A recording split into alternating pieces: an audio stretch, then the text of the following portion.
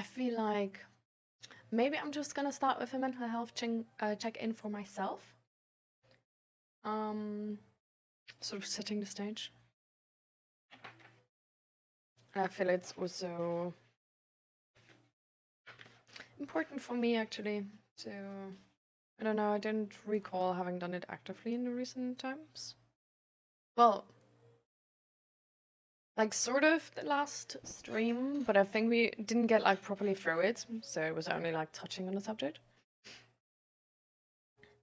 All right.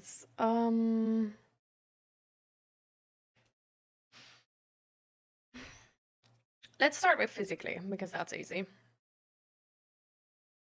So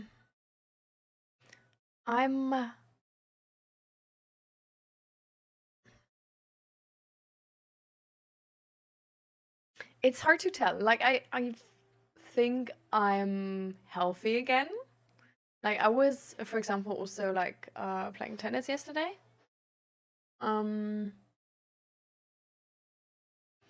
And I haven't noticed that my throat is getting like rough or anything, but I don't like entirely trust it yet. I do think it's sort of like a situation where it's like I'm like really close to being like entirely healthy.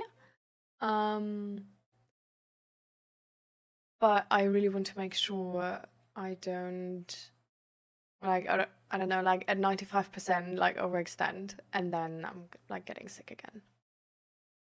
But I'm really happy that I'm definitely like to the point again where I can like exercise, because I haven't been exercising in the like while I was sick for the past like, I don't know, like week and a half or something. And I feel like I really missed that part. So yeah, I'm happy I can do that again with like the knowledge that I'm probably like it's not gonna fuck up my health, but it's actually gonna like be a good idea to do it.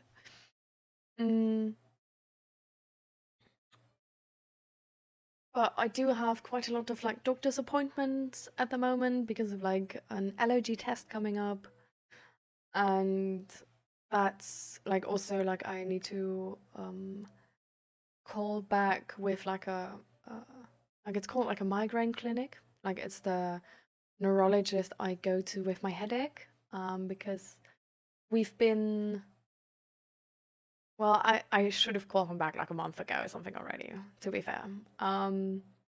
Because we've been trying to see if the chiropractor I was going to is going to fix my headache.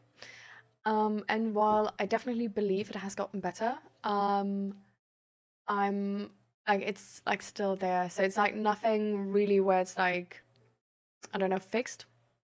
So I wanted to get back to the clinic and be like, okay, let's try the next thing, because there's still some, well, essentially drugs we can try. Like not like classic drugs, but like medicine drugs. And yeah, I try to sort of avoid them, but I feel like, I don't know, like if the chiropractor is not gonna do the thing, I shouldn't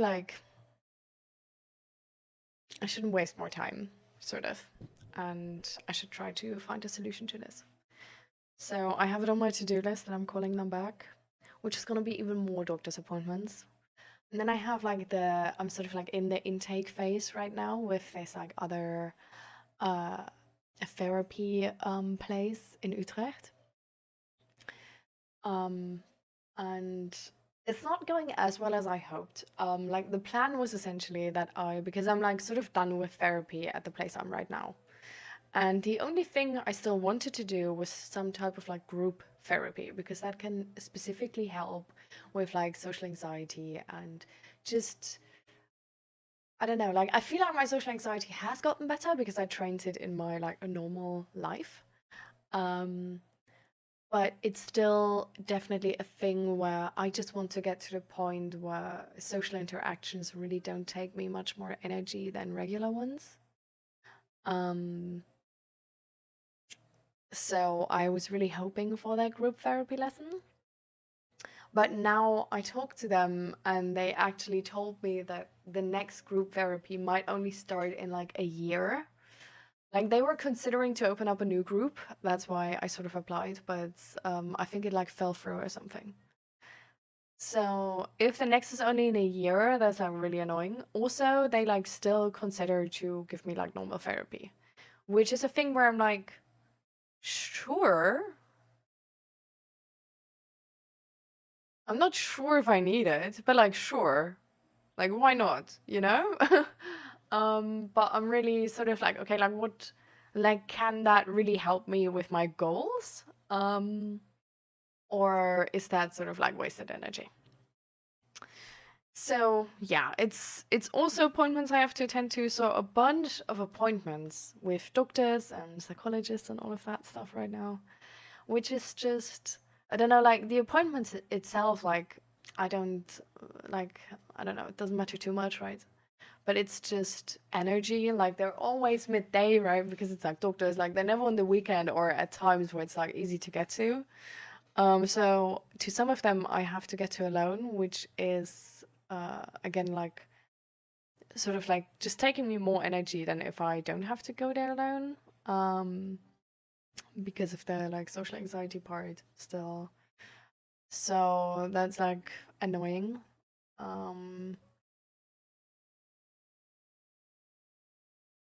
But yeah, it's just, I don't know, a bunch of appointments I don't really, I don't know, which are not fun, like especially the allergy test. I'm low-key like scared of it. Because I'm like, is it gonna itch like like you put it on like on one day and it's like this huge plaster with like a lot of different I don't know, like allergic, like possibly allergic like substances. And it's this like huge batch essentially of like so many. And they just put it on your back and you're like not allowed to shower with it on for like the next 3 days. And then you're like, well, like it can itch because it's like if you're allergic to one of them, which is like the point why we're doing this, right? So the expectation is like that I am allergic to at least one of them, probably some of them. And then it's gonna be itching for like 3 days, and I'm really bad with itching. Um, yeah. So I really hate that part. Not looking forward to it. Um, Probably good to find out, but like definitely not looking forward to it. Mm, yeah. But yeah, good news. I'm doing exercise again. I'm sort of healthy again. Um, I have been reading like a tiny bit. Like I wanted to read more, to be fair. But yeah, I haven't. I'm too excited for other things right now. Like I'm really doing like so much creative stuff. So yeah, I don't know, like reading hasn't been at the top of my list, but I definitely want to go back to it. But I'm glad that I read at least like something. It honestly, it was only like 1 page though, which is like 2 pages in a normal book, so it's really like not much. But it's still a win, you know, like we still have been technically reading a little bit more than, I don't know, like packaging instructions. Um, well, I feel like it's a, I don't know, it's like a sign that I like take it seriously and I go back into it, so I'm happy. Um, then there's a few other goals which are more time sensitive, but I really sort of avoid them. So I need to send out like invitations for my birthday. Because we're in the Netherlands and like Dutch people need invitations like 3 months in advance. My birthday is on the 29th of January, so I'm technically I'm already late. Like technically I'm already late. But it's really weird to me that like because Zach has his birthday on the 8th of December and he's been sending out his invites like already like a month ago or something. But it's really weird to me to have like his invites still pending and then sending out my invites. Because it's like, I don't know, it's essentially asking some people to like come to the Netherlands to visit us from Germany. And it's like they haven't even planned the one trip and then they should plan the second trip. Like that's, I don't know. It's not perfect, but I should just do it. Like people can say no, like I'm not forcing anybody. But I'm just, I don't know, I'm just avoiding the situation because I don't like it. At the same time, I don't have like a very specific plan for my birthday yet. And that's also annoying for me because I want to set like really clear expectations for the invite. so people like really know what they get themselves into. Well, I feel like I might be obsessing about the details a little bit too much because I want to make like every cake and food. Like I want to essentially, so I'm inviting like, I don't know, like maybe 30 people or something. I want to make dinner for everybody myself and cakes and stuff. But at the same time, some of these people who's gonna come are probably gonna come for like longer than that one day. So I can't be just like cooking and baking for like 1 week in advance because the people who are arriving will want to do stuff with me. So it needs to be like stuff which is like fairly easy to make for like an entire load of people. Yeah, and it's just one of those things where like I feel like nobody is expecting me to tell them beforehand what they gonna have as food in like 3 months. But I just want to have the planning done. And that's why I'm like sort of, I don't know. It's a little bit stupid. So yeah, I should just send it out, I guess. Greetings, Grumpy. How you doing? Welcome. So yeah, I'm doing like a mental health check on myself right now, sort of. To sort of get this stream going. So I'm glad you're here. So I've already been sort of at the like how I'm physically doing part, which is like I'm healthy again, I'm exercising again. I'm like 95% healthy maybe. Like I don't know if I'm 95 or 100%, but I'm already doing exercise, but I'm still sort of like taking vitamin C, like being cautious.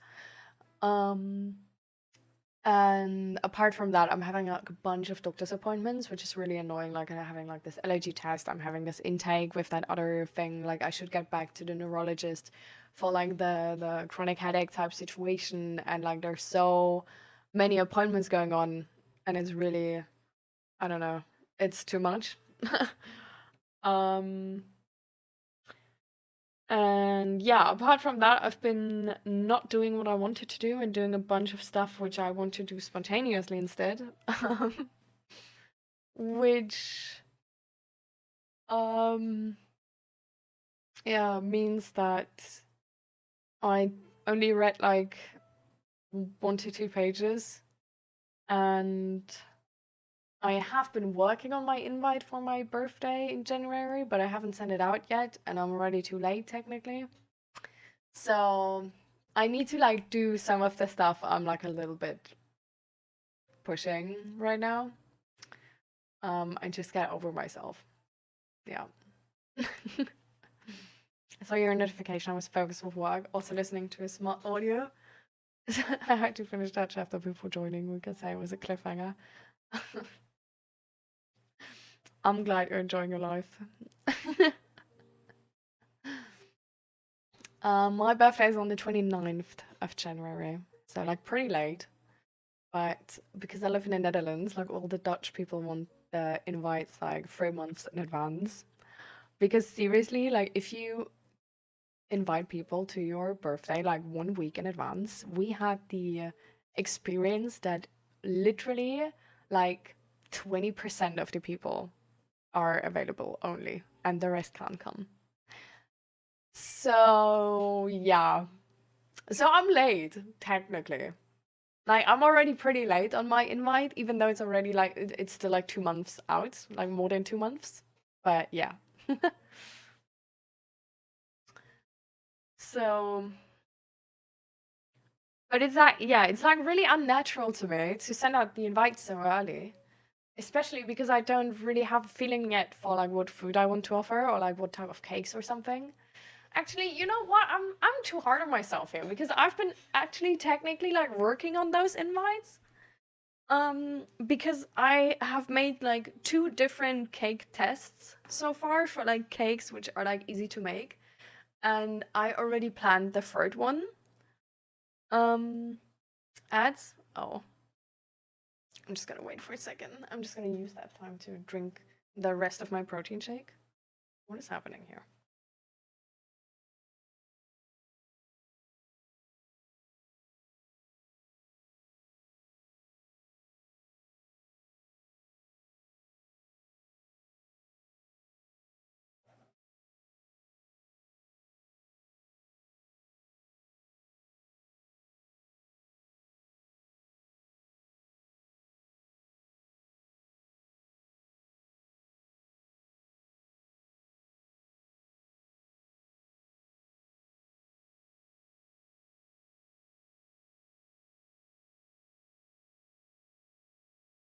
And still going strong.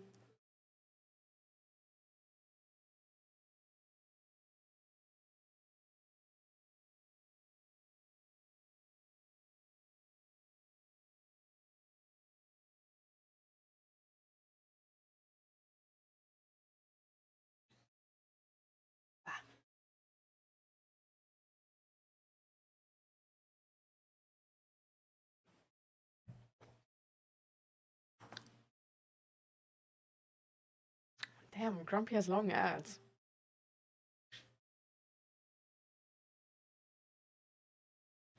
So we were at the cakes, right?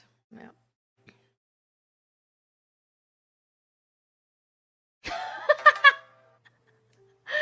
Oh, thank you so much for the sub, Grumpy. Thank you. Fuck you, ads. Oh. I love how you were like going strong on like just waiting for the ad to end, and then at some point you were like, I'm done with it, like fuck you. Oh, thank you so much. I appreciate the support. Whatever it does to my Twitch algorithm. Hopefully, I don't know. Like there's like rumors about this that like if you have like more subs, they like push you sort of. I don't know if that's true, but I heard it. If you can't tell, it's that time of the month. You mean like payday day? Wait, payday is actually already the day. It's not payday day. Payday day is the like when you play payday day. I love that actually, payday day. Payday hey. Oh my god. I love that there's like this like A makes it so much more like nice to sort of like say. Ooh, payday slay. Payday hey slay. Payday day slay. Payday slay day. Ooh, I love that. Slay is a really good combination with that. Okay. Okay. Oh, and welcome back, Pandas, to the chat. So, yeah, what I was saying is that I'm actually like, I've been like a little bit too hard on myself because like with the invitation, I'm actually sort of working on it the entire time because I totally forgot that like what's sort of bothering me is that I like sort of like I want to know if I'm gonna say like, hey, like you get like all of the food I made myself, you get like all of the cakes I made myself, like I'm gonna give you like a 5-star menu, you know, like for my birthday, but like come, you know, like it's worth it. Be there or be square, you're gonna miss out. And yeah, but because some people, I hope, I expect, probably, maybe, will be there for longer, so they want actually to do something with me before my birthday, like the few days before. So I want to limit my preparations to the day of the birthday and the evening before. So let's just say I need really, really efficient, good tasting cakes. I've been making 2 so far. The result is okay, but I don't like I made one with like bladderdeeg. I think that's in Dutch, and in English it's puff pastry.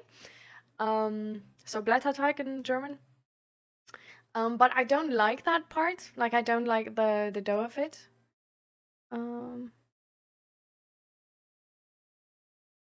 I can see the link. Great. I found a great tattoo. Okay, let's hope it's a great tattoo. Oof.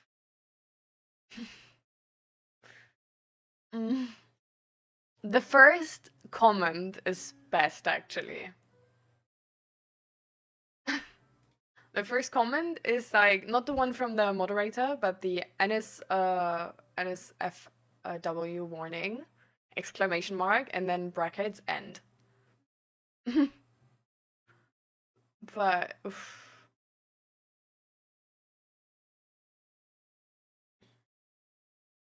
Yeah.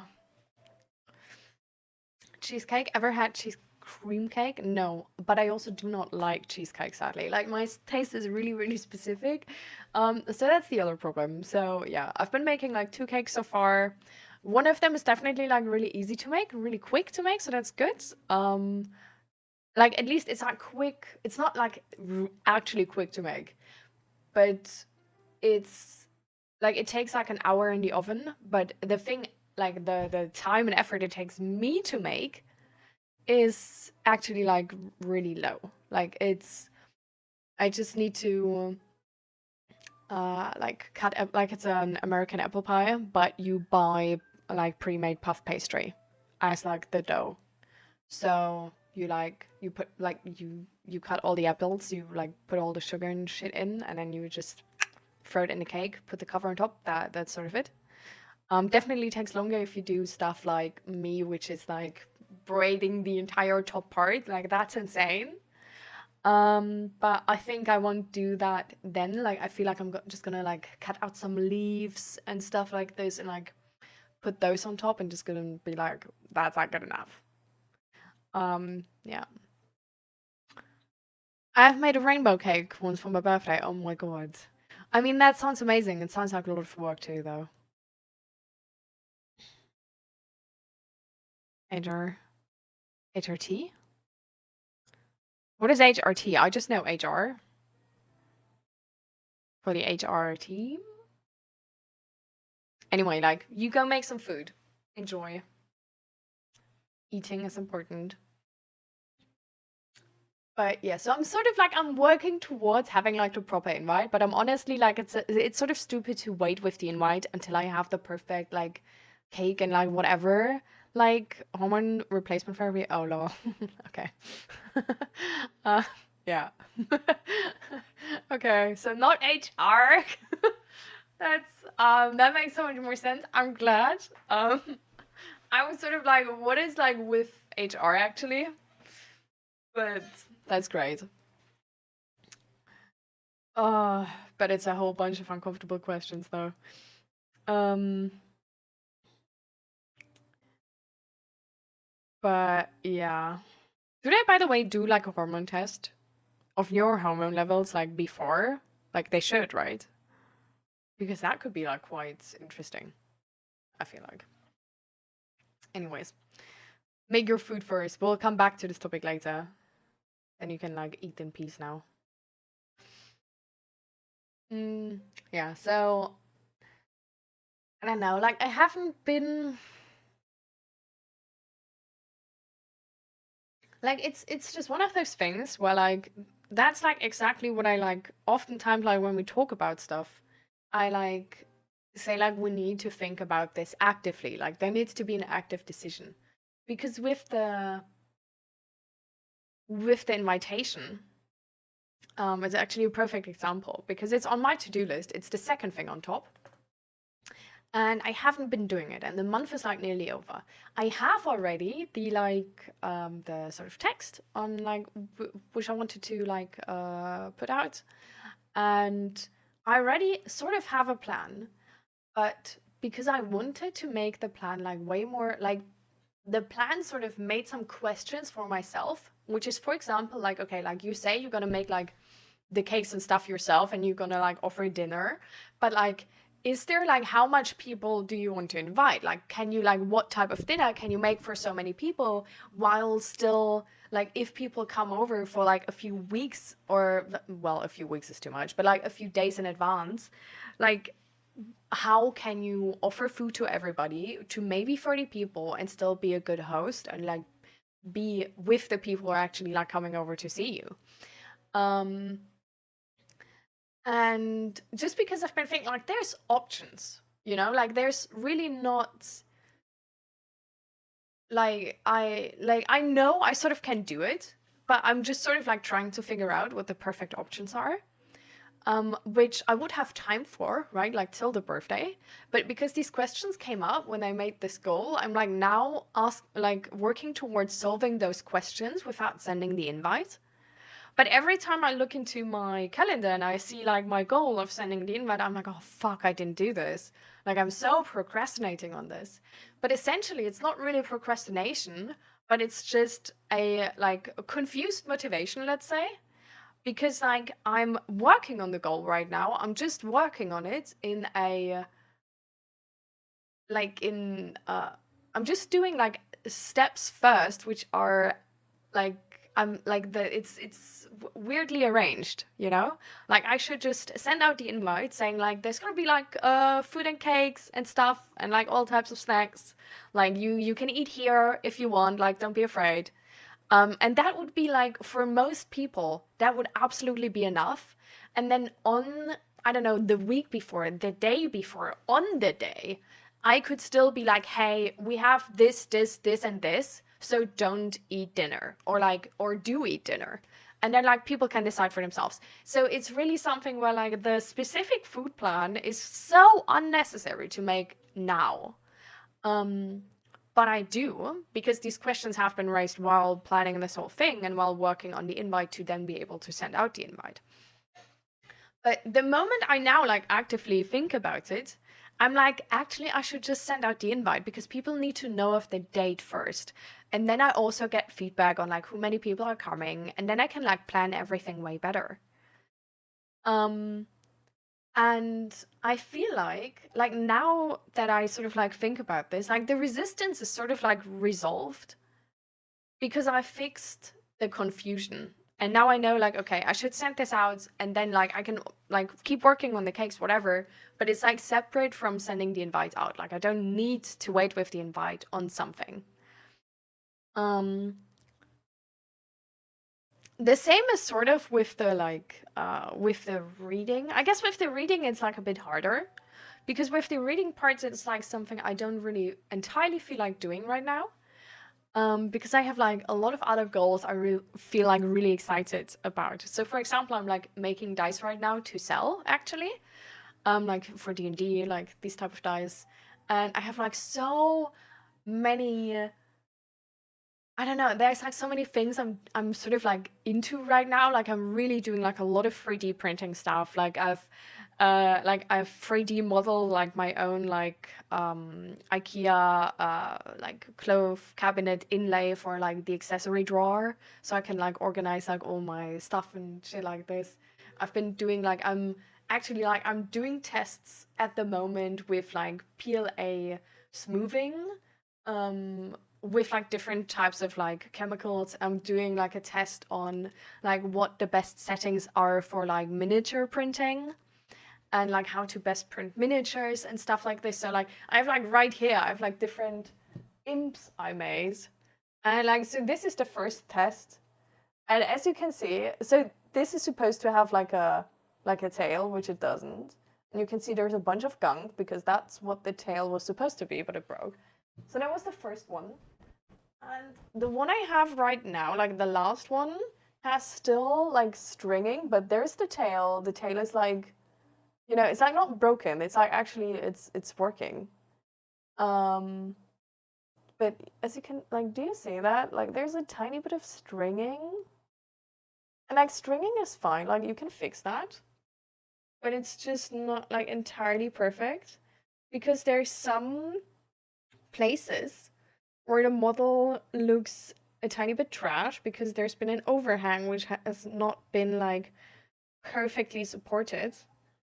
So for example, yeah, you can see it. So the second thing is it's like not standing straight on the bottom because I put supports on the bottom and they didn't like properly support it. So it's like, do you see, like it's like really rough.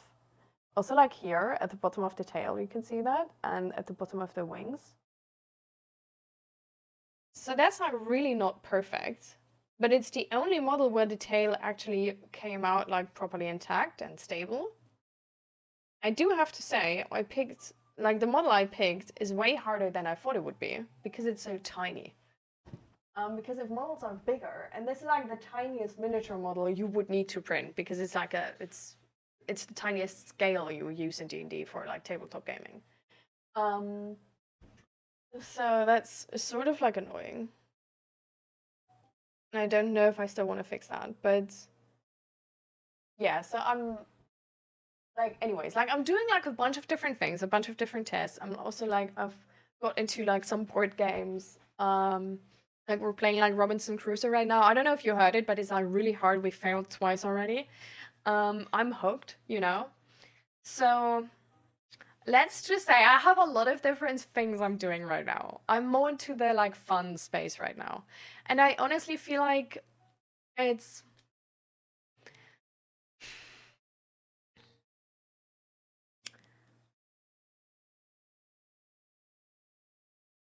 why is that? Let me think.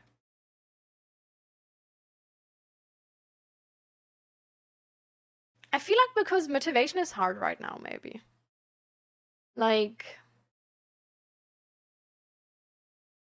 I don't know, like I've been sick, right? Like I've had my period, like I've like while being sick, then with all the doctor's appointments, like there's been so many things coming together with the intake, with all of these appointments that I don't know, because like the reading part is really, it's not like reading anything. It's not like reading a fantasy novel. That's not what I mean by reading, sadly. What I mean by reading is like reading the introduction course book of psychology. So I don't know. I think I just don't really have like energy for that at the moment, and that's why it's sort of like falling through. But at the same time, I realized the negative feedback of it falling through. Because I realized, like, I noticed how I don't feel very, I don't know, I don't feel like too knowledgeable, or like, I don't feel like I'm like,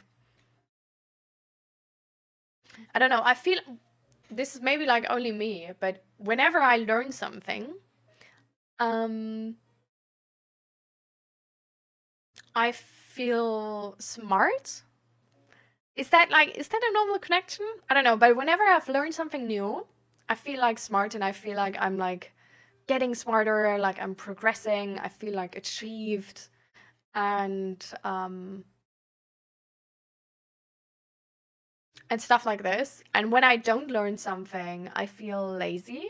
Like even if I do like a whole bunch of different things, and even if the things I do are like challenging and I learn something in different areas, it's like if I don't learn something new in psychology, I just don't,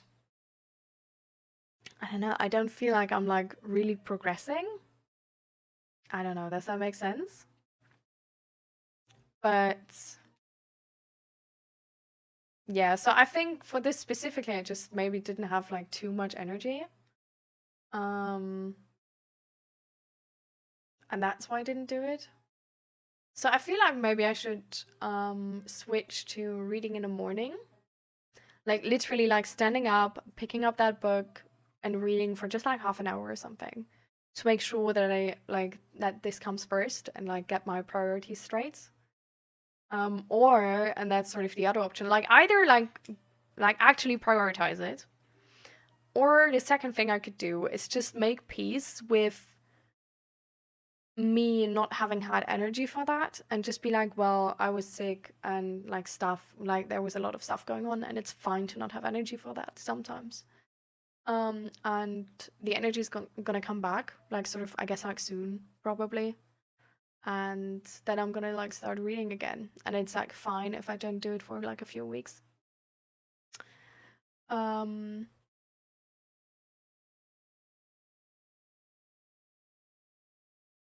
And I feel like that would be like fine too.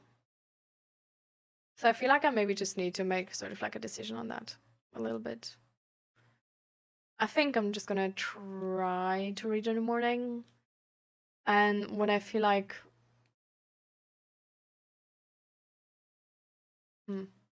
I think I'm just gonna confront that and see what's going on. Like if there is any new knowledge in that moment.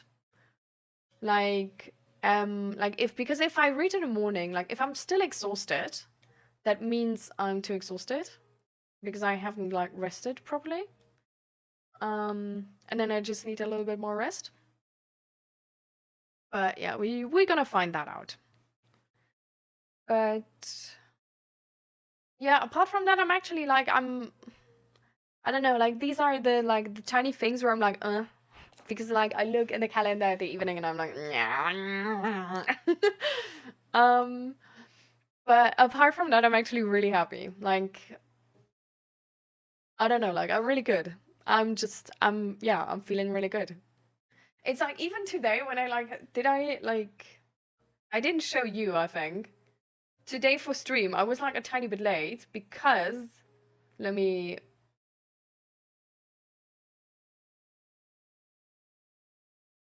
because I had a huge mishap in the kitchen. Like, look at this. Like, do you see the spots on the floor? Like, it's everywhere. It's absolutely everywhere. It's like on my entire clothing. It's like on the back wall. It's like everywhere. So, and it was fine. Like, usually stuff like this, like, you don't know me too long, right? Back in the day, this would have been so bad for me. Because I don't know, just sort of like the world belief system I formed when I was young essentially told me that if I spill something or do something like this, I'm like so stupid. Like I could have known. I'm like so stupid. I'm like the stupidest person on earth. I'm reckless because I could have known, but I just didn't think hard enough because I'm reckless. I'm like it would have meant so many negative things about myself. It would have meant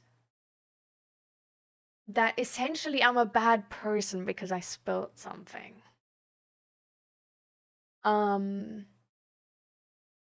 But it was, and I knew logically a bit that this was like too much. But it just, I couldn't really do something against it. Like, I just felt like absolute shit. But today, it was like, I don't know what happened. And I just looked at the situation, like the whole splash thing, and I was like, no way. Like, no way this happened right now. And I picked up the phone because like nobody's gonna believe me how how big the mess is. Like no way the window has a splash on it.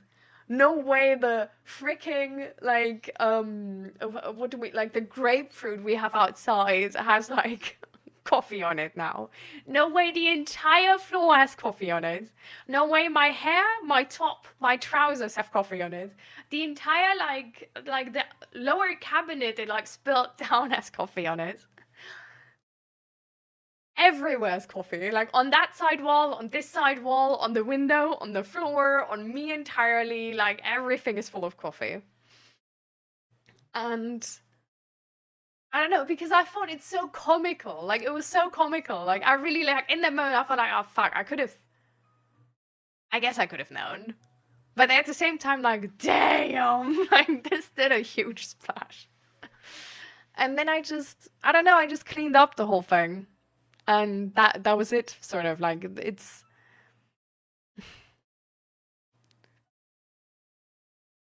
I don't know, like, the only thing I was, like, sort of thinking was, like, okay, like, I'm not gonna do that again. Like, lesson learned. And that's sort of it. Like, it didn't mean, like, all of these, like, negative things about me anymore.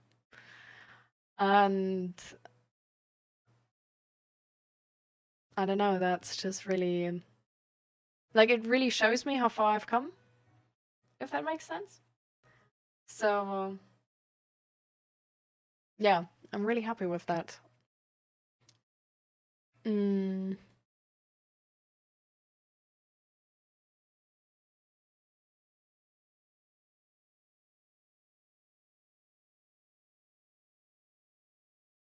And what else?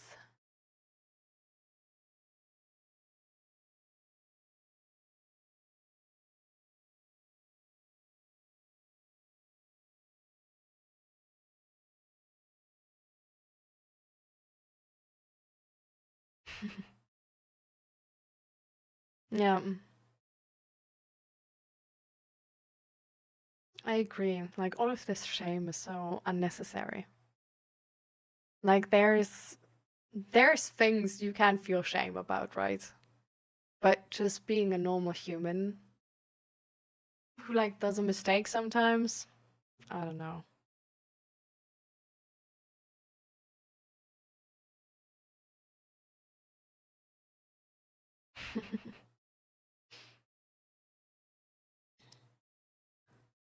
I just think it's like really, I don't know, I'm really glad that I can, I guess, I don't know, it's so much easier, you know, to handle a negative situation if you don't make it as big. You know what I mean? Like back then, because it meant so many negative things, right? It was like a really huge situation for me, and it was a really huge thing. And like even the moment like so first of all, because it meant that much, it was way harder to handle the situation. But even if I handled the situation, it didn't let me, like, the emotions, like, I couldn't let them go. And today it was just, I don't know, if you don't have these like huge implications because of that, it's like so much easier to handle the situation. Like, I don't know, like back then, if something like this happened and there were like friends around or something, or like my husband or whatever, like I would, because I would be so bothered on my own, it could sort of like, how do I say this? Like, I could turn like a, I don't know, like resentful or like angry towards the other person really quick. Because it was like in that moment, it was because of me, but because it meant so much, if there was any person I sort of like could, like, which could have something to do with that, I would be angry towards that person as well. And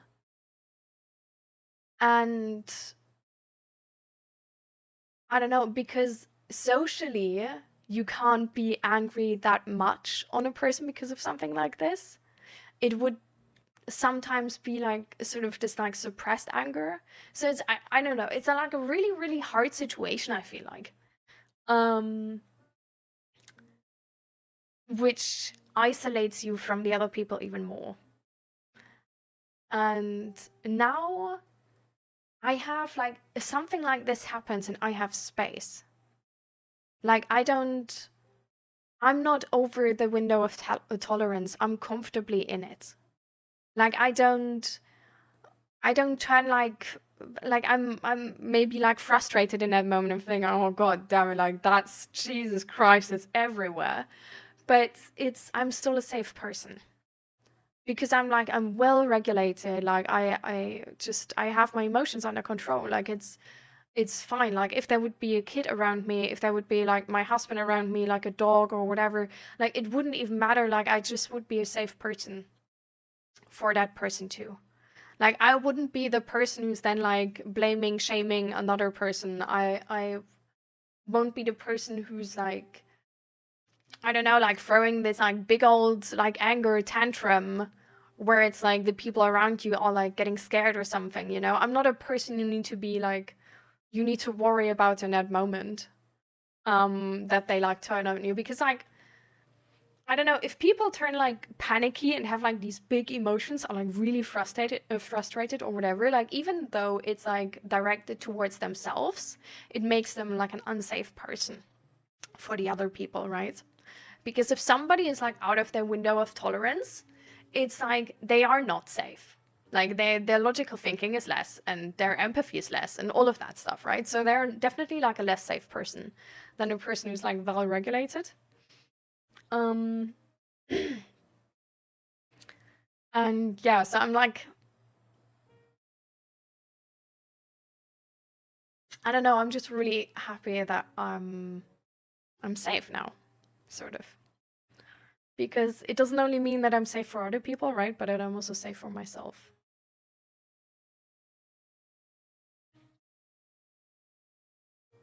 But definitely, the counter probably drank more than me. But I didn't make new one. Like I was like, well, gonna eat a little bit more cereal, whatever. So, it is not only you. Some people feel sharp and more alive when their mind is engaged. Learning gives your brain a sense of progress and reward, which boosts confidence and energy. When nothing new is happening, your mind shifts into idle mode, and that can feel like laziness, even when it's just a lack of stimulation. You thrive on curiosity and mental movement, so your mood naturally rises when you grow and discover. Yes and no. Like yes, I agree with you. In general, definitely. I also like FYI, I just wanted to come back to this because I felt like it's a really good message.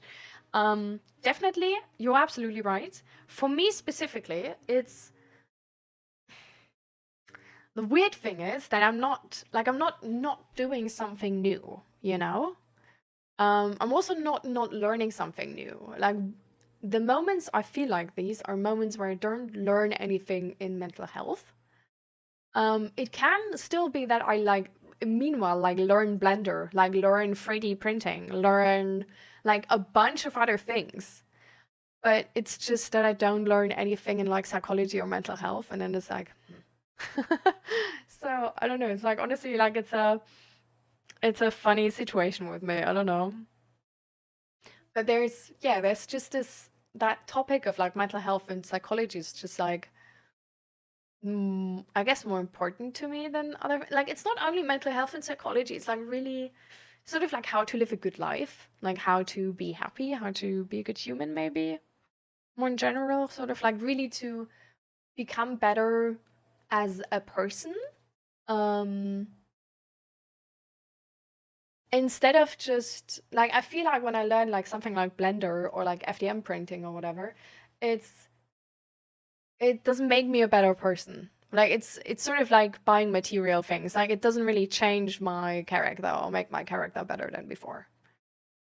So I guess that's the difference for me. So finding motivation is really hard, that's true. I call it creative juices.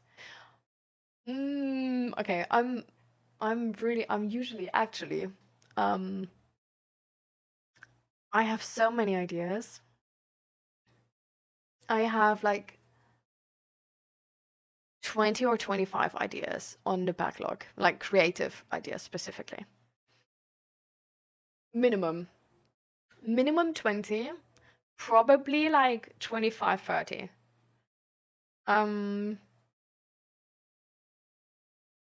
Yeah. Like if anybody doesn't have hobbies, I have some. Like I can give you hobbies. No problem.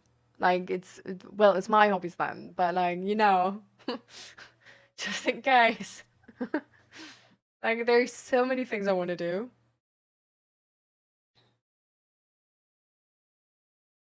That's why they're like finding motivation to doing the healthy things actually hard, because there's so many fun things I like have motivation for. But doing the healthy thing of like reading is like, But yeah, I don't know. Maybe it's also just because I was like exhausted. So I'm not like quite sure.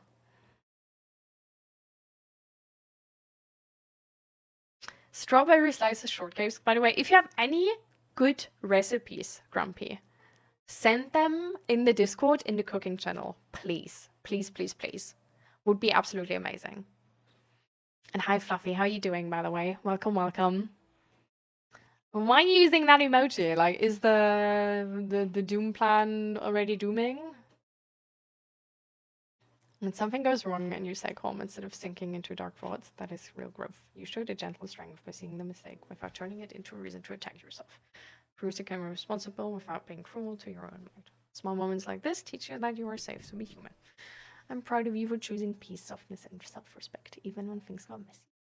Thank you, Grumpy. That's really well written, by the way. That's like, it's so well written that I'm a tiny bit suspicious, because if I feel like it could be a quote from a book or something. Like it's really well written. I don't know.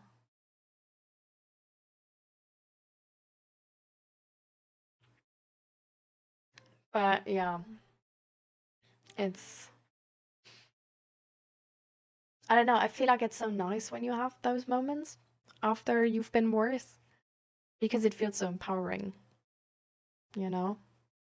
Like, it's like, damn, I did change. Like, look at me now. Like, woo! The dooming is that I had to work the last 3 days and just couldn't today, so I just called that I don't come today. So, what is the dooming part about that? Like, are you sick, or are you just like, just couldn't, like, what? I am not entirely sure what you're trying to tell me. Sorry. Life is one big open book. Is it an open book though? Like, I feel like it's... Well, maybe if it's a big open book, true.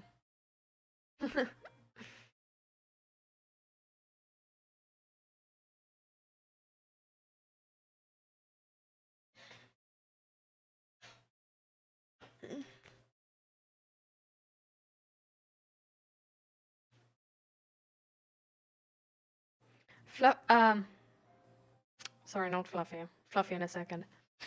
Pandas, by the way, I don't know if you heard before, but I was also sort of like asking like how you've been doing. So, because we haven't heard much from you since the last time. Like, not since the last stream, I mean, but since the last, like, since the big discussion. I live in a smut novel, hopefully. Well, I mean, you know, you can always make it a smut novel. Like, it's just...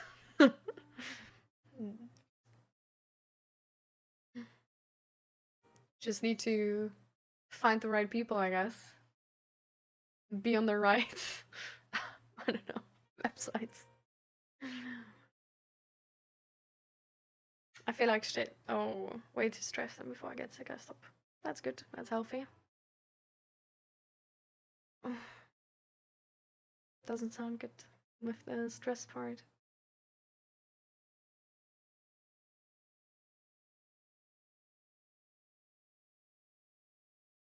Do you remember last time, Fluffy, when we talked about it, that I was sort of like giving the remark of like, I hope you have enough times where you sort of like chill and like have like a step back, you know, from this whole situation.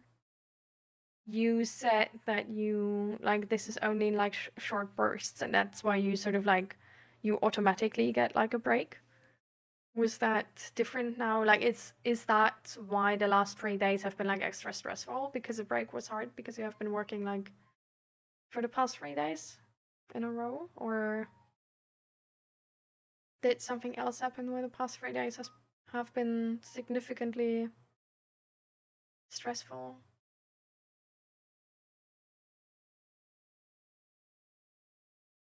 Mm.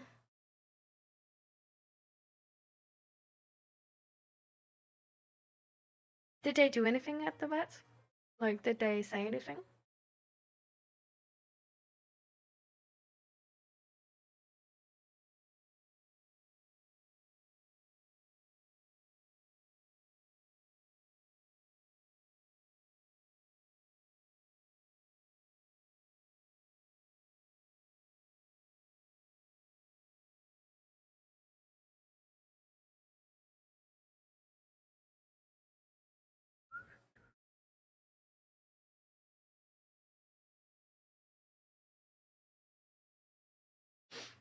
I hate to have the emergency services at work, and I just had it 3 days in a row. Can't today, not gonna lie.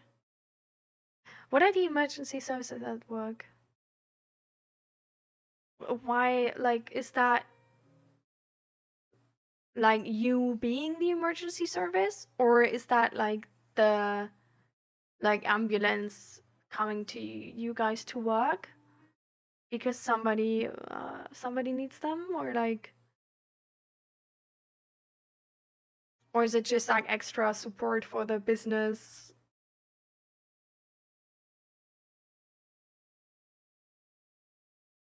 Okay, so like these emergency. Why have they been at work 3 days in a row? Like, what's been going on?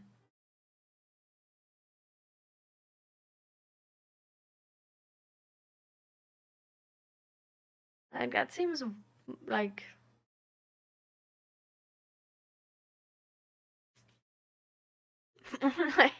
Like, I thought you work in like how you call it again in English? What do you call it in English? Caretaker? No.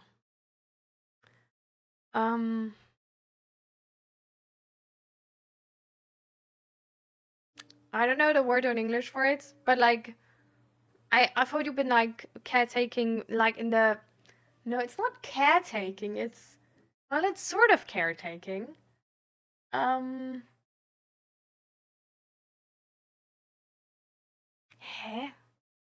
What's the word for it in English? Is the word caretaking? No way. I don't know, but like caretaking on like teenagers or like young adults and stuff like this, kids.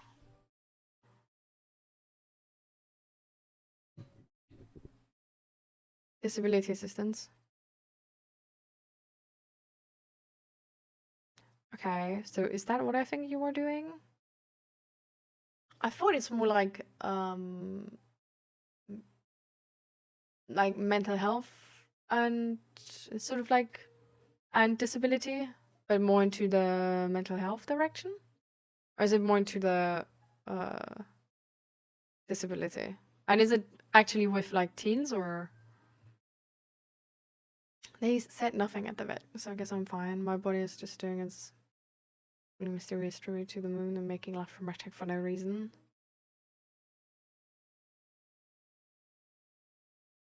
Double diagnosed disability. Oh. That's... So they've... Double diagnosed? What is a double diagnosed disability, bro? I don't know any of that. I'm like, so it's like, well, like, why is like, so like, why does it matter if a disability is like diagnosed twice? Is it the same disability? Do they have like 2 diagnoses for a disability? So they have 2 disabilities? Or like what?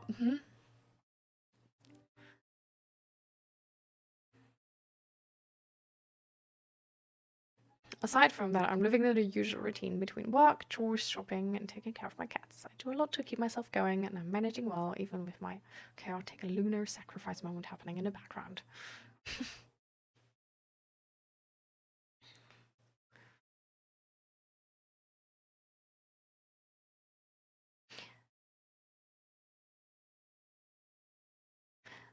I am struggling slightly with like we were talking about your cat having an issue at the vet, right? Because you say, so I am fine.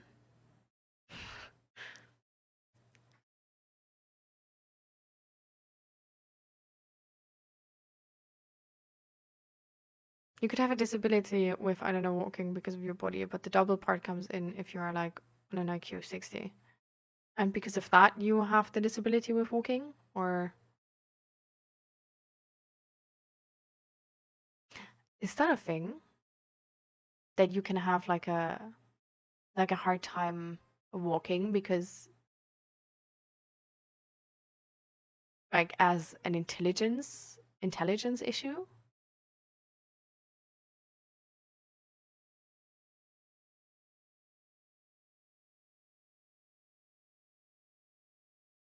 Because it seems like something we just automatically do. Like, I never thought about how it maybe takes like sort of like ここにいらしたのですね。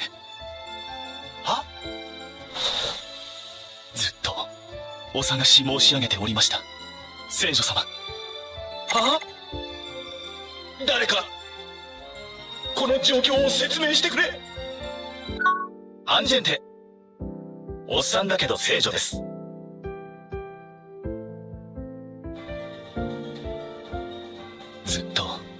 お探し申し上げておりました。聖女様。おっさんの俺が聖女？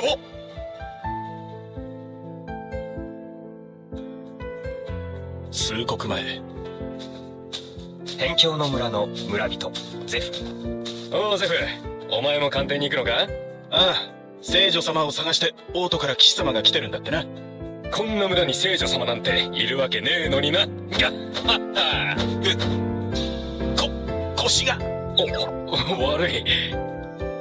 聖女様、この国全体の汚れを払い、傷ついた者を癒す存在。どの代も一人しかいないが、その代が弱まり始めると必ず時代が現れ、耐えることはないらしい。時代の聖女様が見つからないとは聞いていたけど、こんな辺境の司祭もいないような村にまで。それに何も、こんなおっさんまで鑑定しなくてもいいんじゃないか。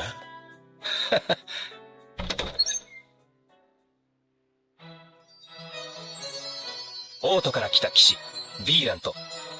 次の方。あなたが最後ですか？ああ。この鑑定士に手を。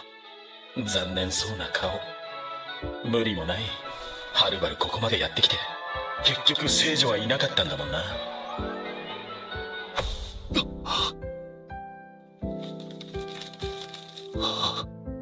聖女様。ここにいらしたのですね。は？ずっとお探し申し上げておりました。聖女様。は？誰かこの状況を説明してくれ。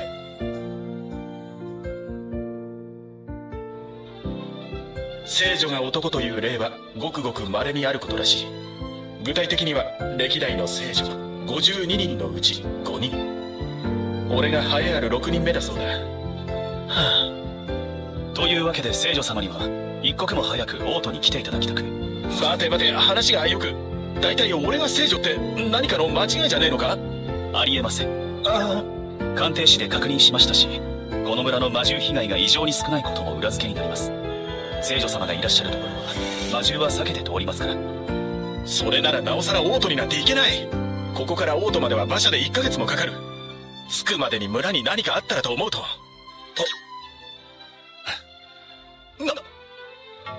なんだその眩しいものを見るような目は。おっさんだぞ俺は。ご安心ください。この村の司法にあなた様のよりしろを捧げれば同等の効果を得られます。よりしろ？極利。髪や血などです。髪、毛根、40代、薄毛。血だ！血にする！血しかない！しかし、近江に傷が。血がダメなら王都には行かない！枝が必要なんだな。よいしょ。お待ちください。切りすぎた。うわー！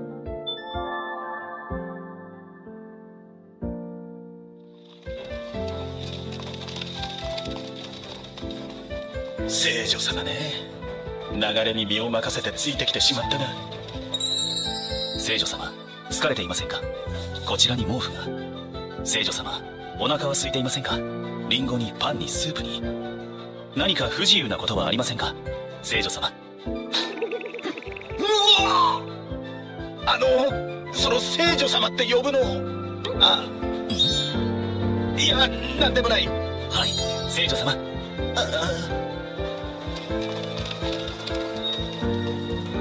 聖女様、夜は冷えますので毛布を。いや、大丈夫だから。今の時期になると村では。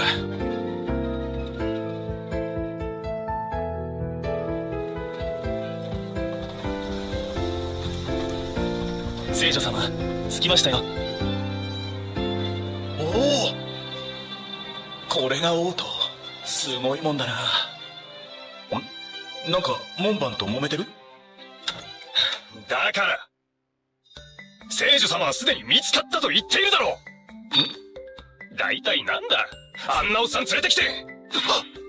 聖女様、これは門番よ、気持ちはわかる。こんなおっさんが聖女だったらいろんな夢が壊れてしまうもんな。あ、うん、そういうことなら帰るんで、騒がせて申し訳ない。お待ちください。どうかもう少しだけお付き合いいただけませんか。わかったから顔を上げてくれ。全部任せるから。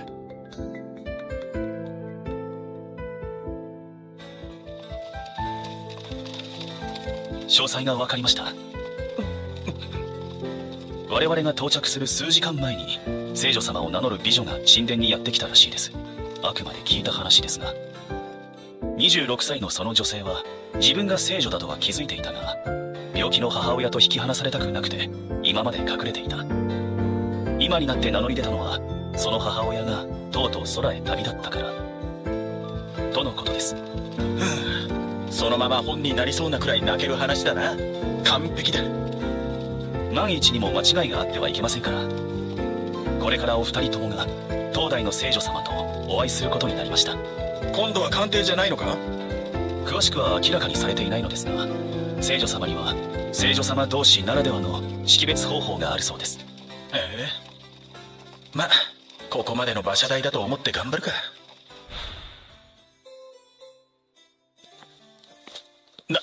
なんかすごい場所だな。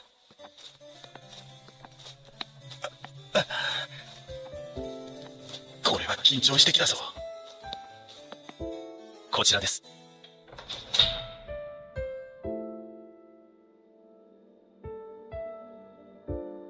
聖女の像。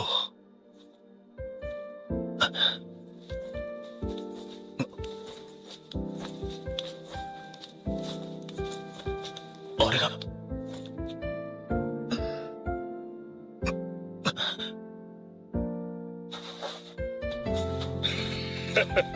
聖女様発見の報を聞いたときは、さすが首席騎士と思ったものだが、まさかそちらの方のことか。そうだ。静粛に。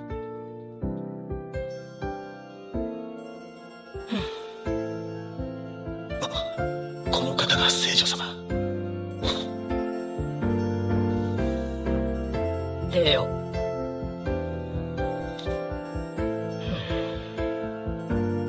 騎士たちも近くへ。なんだこれから一体何が。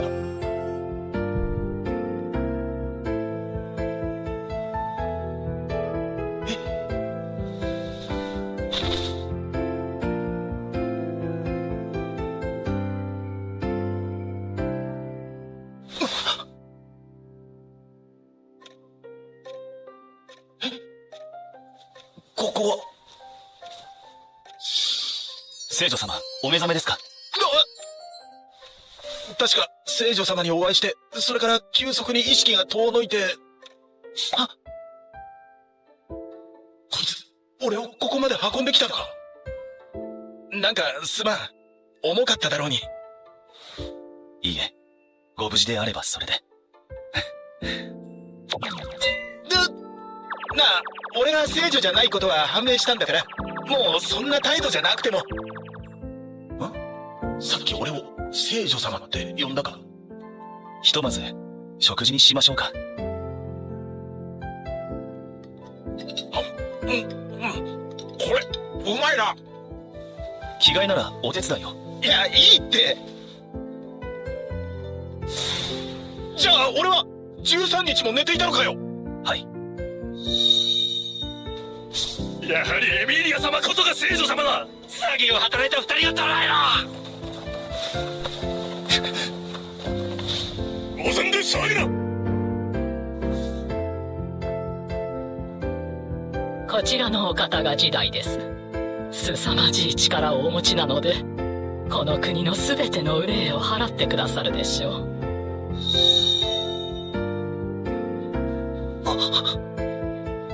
で、晴れて俺はおっさんなのに聖女になり、美少女とその騎士は捕まったと。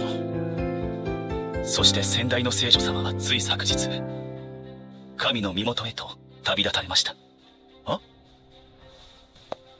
手記とお手紙を受け取っております。読まれますか？ああ。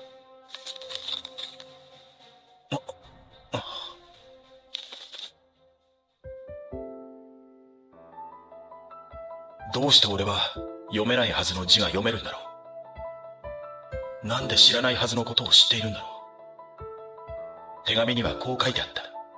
本来は直接説明するべきことだが、自分にはその時間が残されていないこと。代わりに手記と手紙を残すこと。聖女としての知識は代々例の儀式で受け継がれてきたこと。しばらくは引き出すのに苦労するだろうが、自分の中に答えはあるから安心してほしいということ。そしてこの国を頼むという言葉。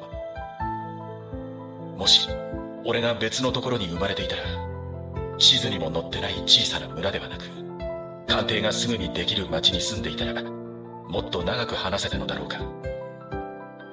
じっくりと聖女の仕事について学ぶことができたのだろうか。彼女はもっと長く生きられたのだろうか。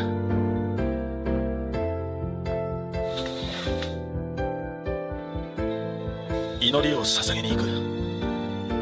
案内してもらえるか？もちろんです。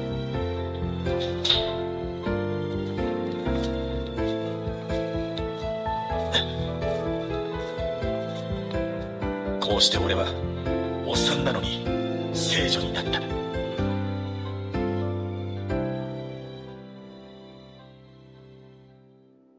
せーの、アンジェンテ。アンジェンテは好きが見つかる新しい BL ボイスコミックチャンネルです。この動画を好きと思ったらチャンネル登録、高評価ボタンをお願いします。おっさんだけど聖女ですは全国の書店、各電子ストアで大好評発売中。動画にはないシーンやセリフもありますので、ぜひそちらもチェックしてみてくださいね。好きなものを好きなだけ、今日がちょっといい日になる、そんな時間をあなたにお届けしていきます。アンジェンテの応援よろしくお願いします。聖女様おっさんに名前を呼ばれたくらいで嬉しそうにすんな。アンジェンテ、おっさんだけど聖女です。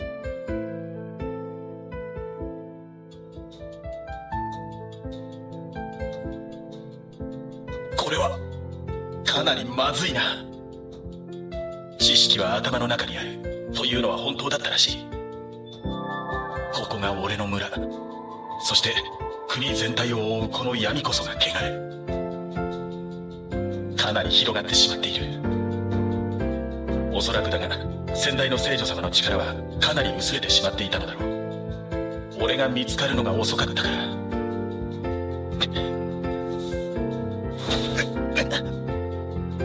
やはり浄化には相当な体力を使うみたいだ。そういえば聖女を語ったあの女の子はヴィーラントだっけ？はい。聖女様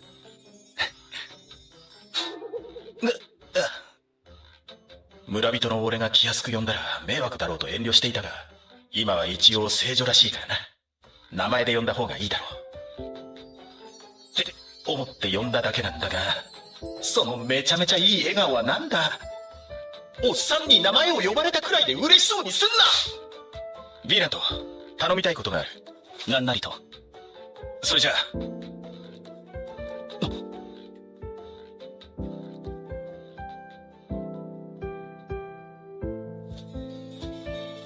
お待たせいたしました。こちらを。ありがとう。この国では聖女は他に並ぶ者のいない高貴な人とされている。あらゆる特権を持つ聖女だからこそ、聖女を語るのは重罪だ。良くて追放、悪くて斬首。俺がもし聖女じゃなかったら今頃。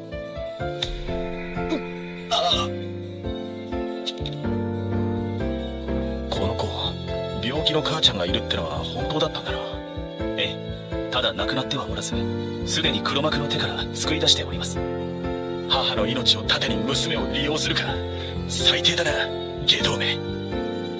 彼女が困ってないか気になって状況を聞いたが、思ったよりひどいな。彼女の元へ案内してくれ。しかし今は地下牢に。ヴィーランド、聖女様。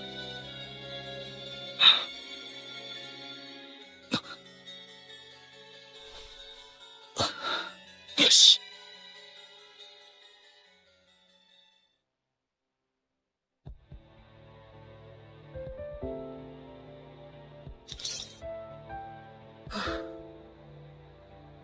どうしてこんなことに。この魔力量、すごい。失礼ですが、ご両親ともに平民ですか？母は平民ですが、父のことはわかりません。となると、今は母子二人でお住まいで？はい。今になって思えば、このやりとりが私の運命を分けたのだろう。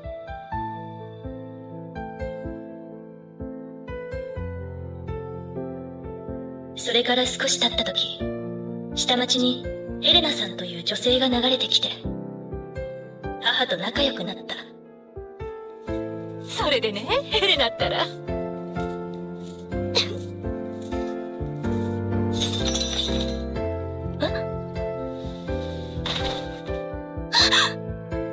お母さん！エレナさんは、母が倒れるなり、知り合いの治療師さんに渡りをつけてくれ、高額な薬代の一部を助けてくれた。病の研究をしているという貴族を紹介してくれたのも彼女だ。彼は優しかった。母にたくさん高価な薬を使ってくれ、私はヘレナさんと彼に心から感謝していた。ほんの1ヶ月前のあの日までは。すみません。今、なんて。君には聖女になってほしいんだ。え？聖女様を語るということですか？そんな恐ろしいことはできません。ヘレナさん！あれの毒を増やせ。死なない程度に、こいつがおとなしくなるように。そうよ。私がずっと持っていたの。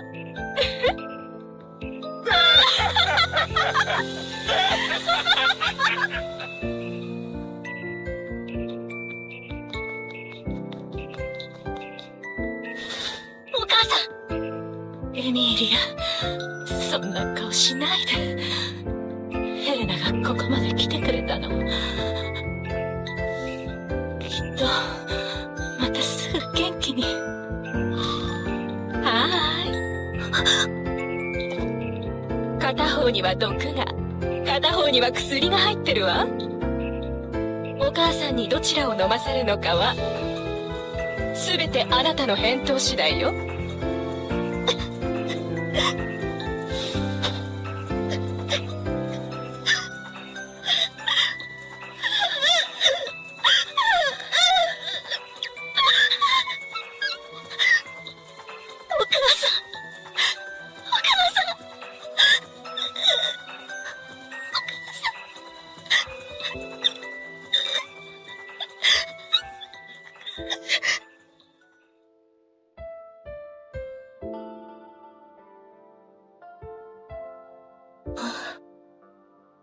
お母さん。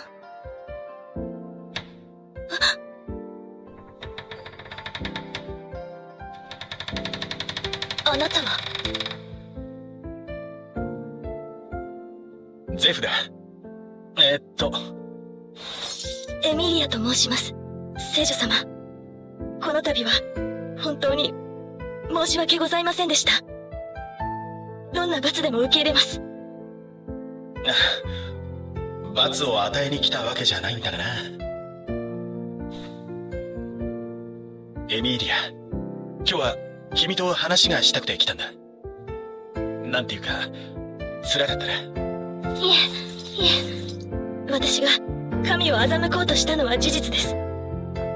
ですから、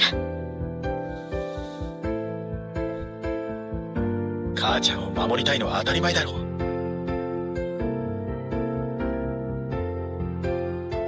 エミーリアのおかげで母ちゃんは無事だ。安心していい。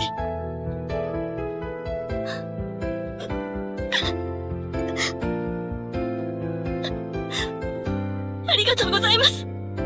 ありがとうございます。もう大丈夫だ。聖女様が床に。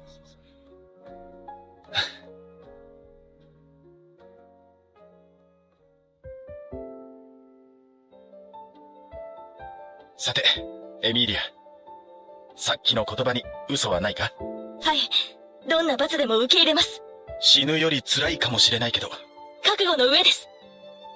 そうか。そしたら、俺の代わりに聖女になってくれ。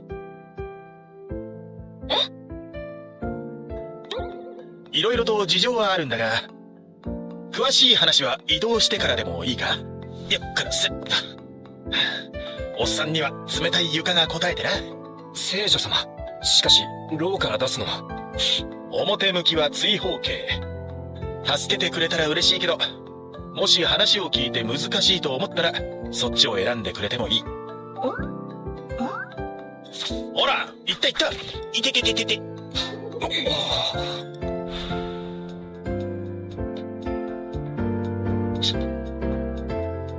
というわけで、彼女に俺の代わりに聖女になってもらいたいと頼んだんだ。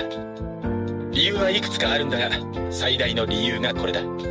黒い丸は現地に赴かないと払えないほど強い汚れを示してる。これほどと。しかし聖女様を現地になど。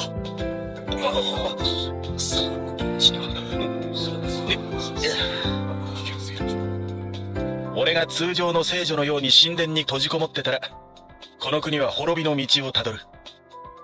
ここでできる限りの浄化をしたら、俺は現地で汚れを払いたい。いや、払わなきゃならない。しかし、それで御身に何かあったら。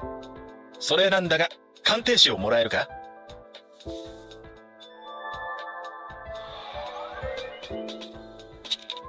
やっぱりな。聖女の力を引き継いだからか、魔力が上がってるんだ。本当だ。さすが聖女様。このレベルなら危険もないだろ。歴代の聖女よりもだいぶ高いはずだ。それで、私に聖女になれとおっしゃったのは、聖女様のご不在が明るみに出ないようにするためですか？そうだ。聖女として旅をするとなると大ごとになって人数が増えるだろ。そうなると移動が遅くなるし、いろいろと警戒しなきゃいけなくなる。残念ながらそこまで悠長にしていられる状況じゃないんだよな。エミーリアが無理なら諦めるしかないけど、ほとんど神殿から出なかった聖女様もいるくらいだし、どうしても必要な時だけ表に出てくれればいい。母ちゃんと暮らせるし、結婚なんかも思いのままだ。私は神に背いた大罪人です。死しても償いきれないほどの罪を犯しました。それでももし私が聖女様のお役に立てるのなら、お手伝いさせていただきたいです。ありがとう。助かる。ああ、若さって眩しい。他のみんなもよろしく頼む。聖女様がそうおっしゃるなら。よし、気になってたことの一つは解決だ。あとは浄化の優先順位だけ確認して、浄化後にしばらく寝込むかもしれないことを伝えて、あとどこかに空いてる部屋はないか？物置でも何でもいいんだが。どこでもご用意できますが、どんな部屋がいいでしょうか？何に使われる部屋ですか？俺が寝る部屋。ああ、そうだ。これから気絶する予定だから、運び込みやすいところだといいかもしれない。無理ならそのまま転がしといてくれても。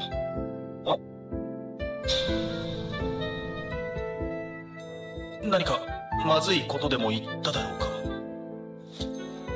聖女様、少しお話が。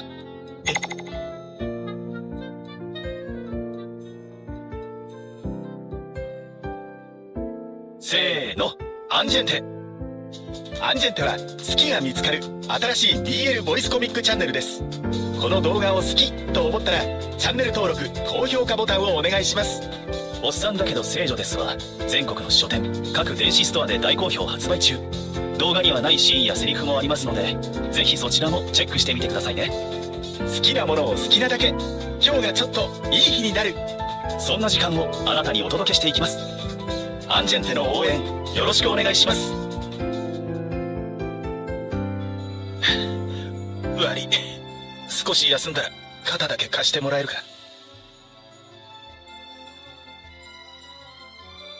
なりません。咎めは後で受けます。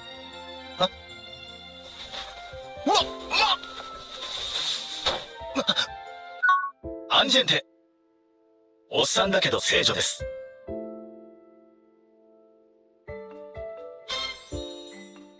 なんだ、あるじゃないか普通の部屋が。おお。たく、あいつら時伏せるのに苦労したぜ。質素な部屋の方が落ち着く。表向きはエミーリアが聖女だから。この服もありがとうな。これで俺も旗から見たら聖女様直属の騎士か。ってカヒン、ディルク。こうやって見ると騎士の中でもヴィーラントはどうしても目立つんだな。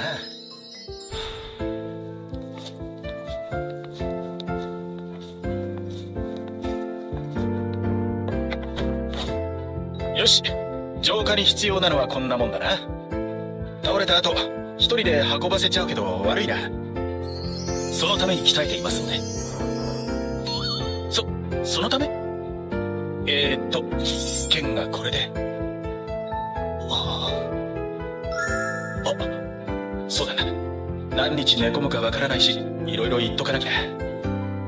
聖女様の弔いは済ませたから、国葬はエミーリアにお願いして、あの子の母ちゃんも病状が落ち着いたら、奥宮に住まわせてやってくれ。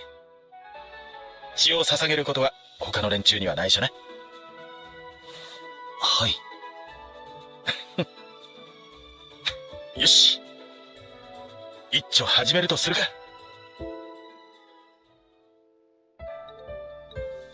まずは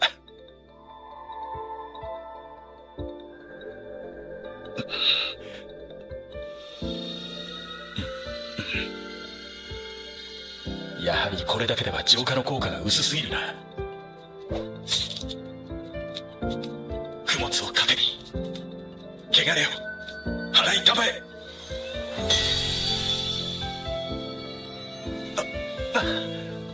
よかった、うまくい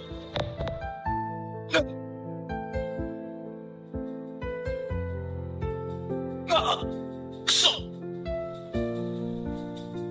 しんどかった。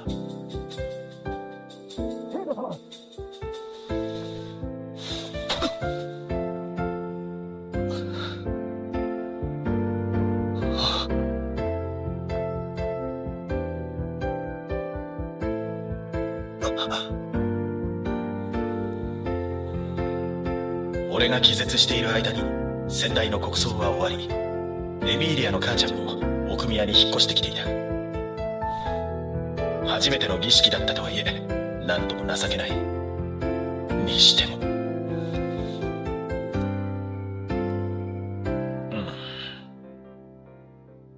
なあ、起きてから3日経つけどダメです。いい加減浄化しねえとまた汚れが増えちまうだろ。では血は捧げないとお約束してくださいますか？それは無理だ。たった数日寝込むくらいで民が救われるなら安い代償だろ。神を捧げるわけでもないし。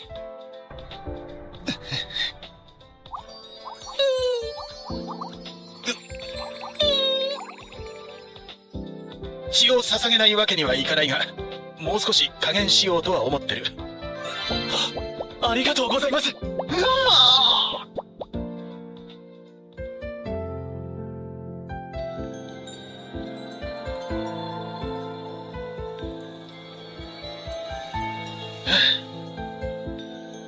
なんとか今回は気絶せずに済んだな。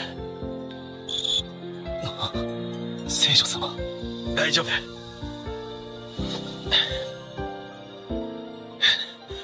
悪い、少し休んだら肩だけ貸してもらえるか。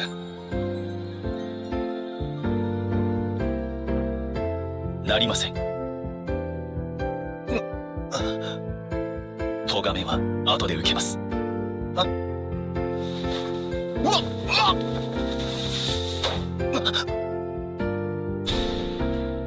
これはお姫様抱っこ？まさかこの年で。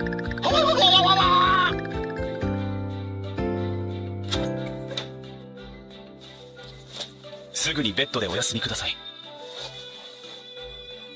失礼します。嫌に手慣れてるのは気のせいか。もう二度と無理して浄化したりしない。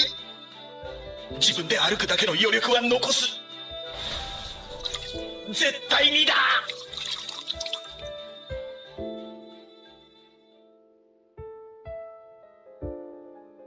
翌日、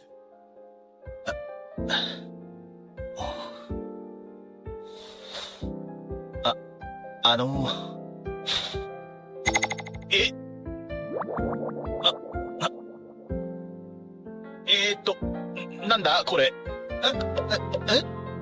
昨日は申し訳ございませんでした。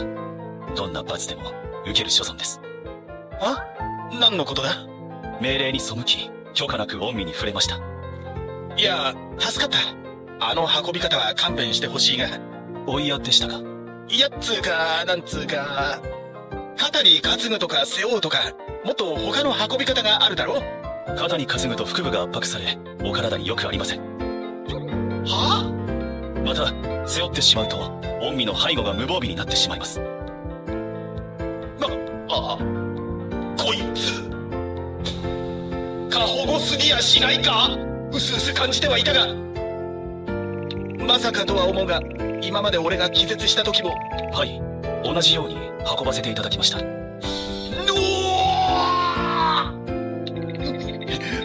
ィーラントが善意でやったことだ。分かってるが、やり場のない気持ち。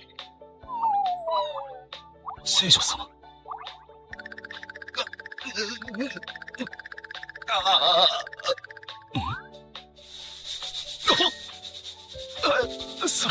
聖女様、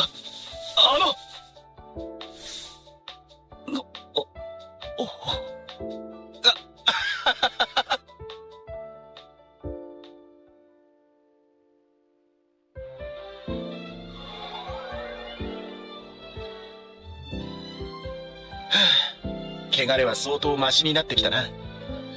確か聖女のお披露目は2週間後だっけか。20年以上探されていた歴代随一の力を持つ聖女。その姿を一目見ようと、王都はもちろん周辺の町の宿すら全て埋まっているらしく、その人気ぶりがうかがえる。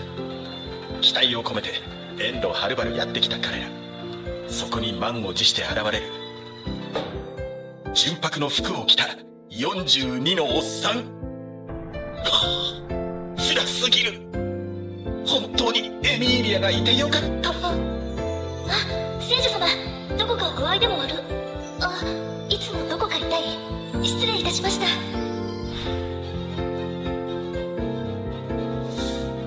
馬車で都を一周した後、広場で祈りを捧げ、民たちに祝福をね。はい、その間聖女様にはエミーリア様の騎士に扮して近くに控えていただきます。祈りも祝福もしなきゃだもんな。警備の観点から見てもお二人が近くにいてくださると助かります。なるほどな。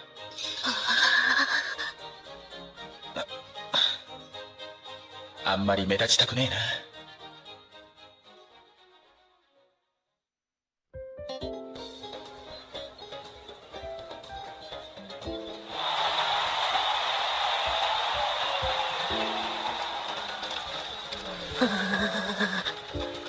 大丈夫かエミリア。ガタついてるけど。ゼフ様、大丈夫です。ちょっと緊張してるだけで。無理はするなよ。適当に笑ってればいいはずだからな。ってこんなこと言うと怖い騎士様に怒られそうだけどね。ゼフ、怒るだなんて人聞きが悪いですね。無理はするなという言葉がゼフから出たことに驚いただけです。ほら怖いだろ。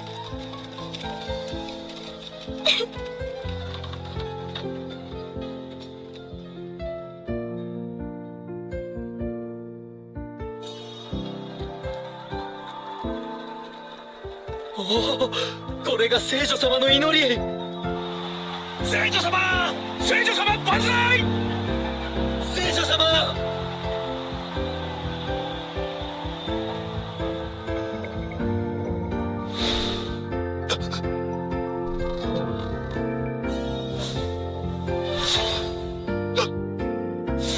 聖女様。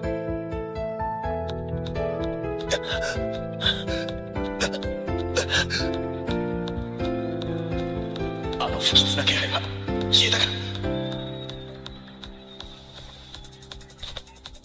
もう大丈夫だから笑ってな。多分毒だ。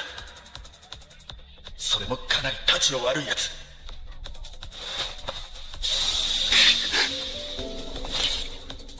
しっかりしてください。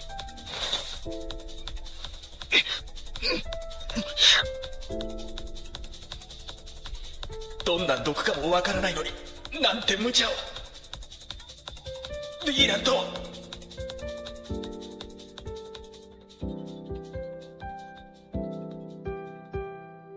せーの、アンジェンテ。アンジェンテは好きが見つかる新しい BL ボイスコミックチャンネルです。この動画を好きと思ったらチャンネル登録高評価ボタンをお願いします。おっさんだけど聖女ですは全国の書店各電子ストアで大好評発売中。動画にはないシーンやセリフもありますのでぜひそちらもチェックしてみてくださいね。好きなものを好きなだけ。今日がちょっといい日になる。そんな時間をあなたにお届けしていきます。アンジェンテの応援よろしくお願いします。どうしてゼフは自分を大切にしないのですか？何も特別なことじゃない。きっと誰だってそうするだろ。アンジェンテ、おっさんだけど聖女です。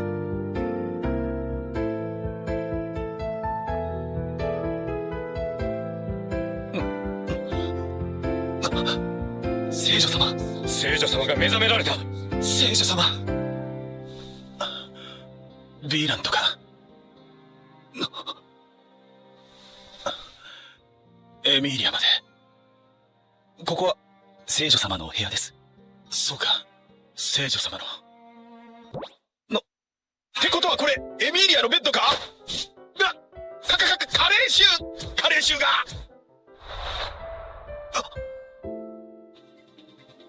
毒は解毒できたのか。あの嫌の汚れはただごとではなかった。引き抜いたヴィーラントもきっと。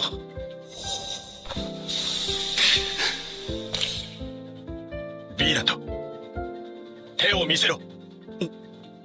見せろと言ってる。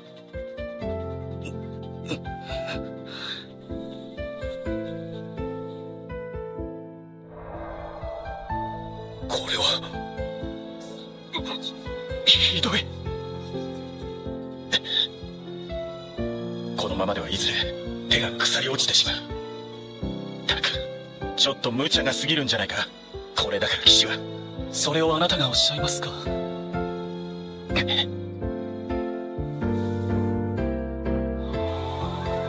天に増します神々を。聖女様、おやめください。まだ勢力が回復しておりません。聖女様、汚れを払い癒したまえ。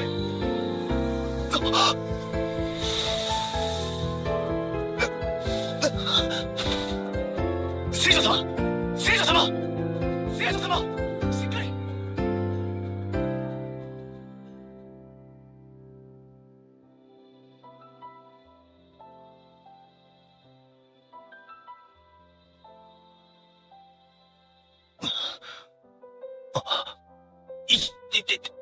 また気絶してたのか。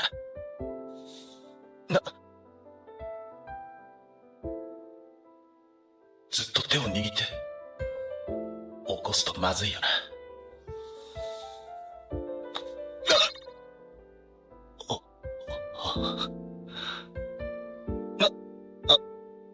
なんて顔してんだ。美形が台無しだぞ。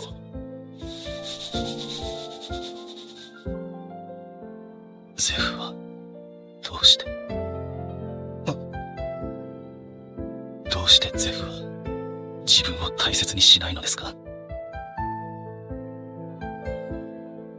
エミーリアをかばって血を流し、私を治して気を失って、どうして恩義を顧みてくださらないのですか。どうしてって言われてもな。別にそんな素晴らしいもんじゃないさ。俺の代わりにエミーリアが狙われたからかばった。俺を助けようとしてヴィーラントが傷ついたから治した。何も特別なことじゃない。きっと誰だってそうするだろ。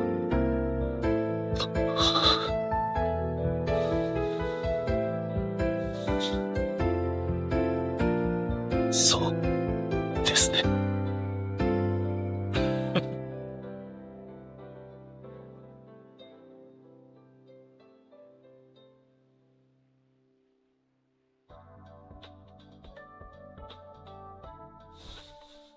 みんな心配かけてすまなかった。聖女様の頭を。おかげでなんとか楽になってきたよ。おい、なんでひざまずいてんだ。あれから何があったのか詳しく教えてくれ。なるほど。お披露目自体はきちんと終わったけど、犯人の手がかりはまだないと。はい、目下捜索中です。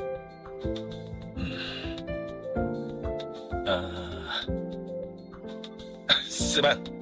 犯人は分かってるから探さなくていい。え？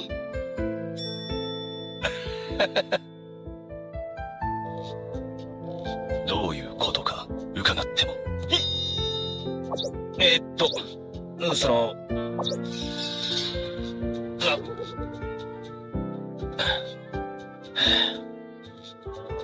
魔王って知ってるか。魔王、人の負の感情が集まって汚れとなり、汚れにまみれた獣はやがて魔獣となる。魔獣に襲われた人間は恐れ、悲しみ、さらに負の感情をあふれさせる。その悪循環の果てに生まれるのが魔王だ。最後に魔王が現れたのはおよそ300年前。世界を汚れで染め上げんとする魔王はまず天敵である聖女殺害を試みる。それが難しい場合、次に狙うのは魔獣の暴走、スタンピードだ。通常は汚れが域地を超えると起きるものだが、魔王はこれを意図的に起こせるのだ。俺が聖女になってから少しずつ浄化を進めてきたが、まだ汚れはひどく、魔王が発生するだけの条件は揃っていた。矢を放ったあいつは間違いなく魔王だった。ただおそらくまだ子供だ。浄化を進めていけば倒せる可能性は十分にあると思う。自信はない。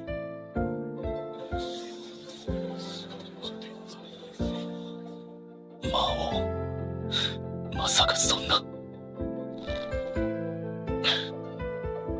残念ながらそのまさかだ。まだ成長しきってはいなかったけど、無策で叶う相手じゃない。攻撃を受けた時も誰も察知できなかったろ。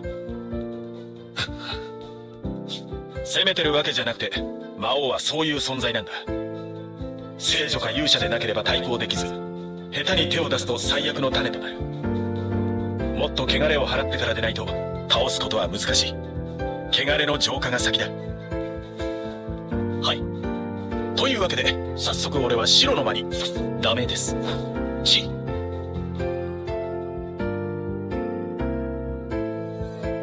エミーリアにも心配かけちまったな。いえ、気になさらないでください。この放題はやりすぎじゃ。いいえ、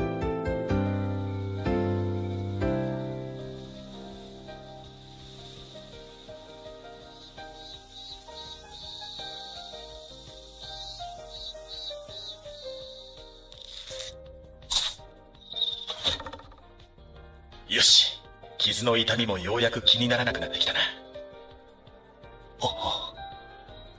お上手ですね。普通だろ。動かねえし、的。そんなものですか？もうちょい寄っていいかもな。傷の影響か単なる癖かわかんねえが。ゼフは戻りたいとは思いませんか？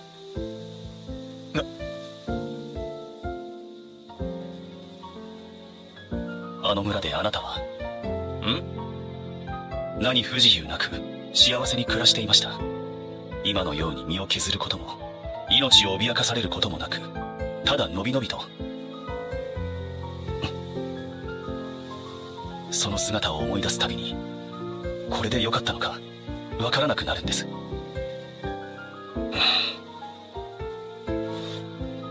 良かったのか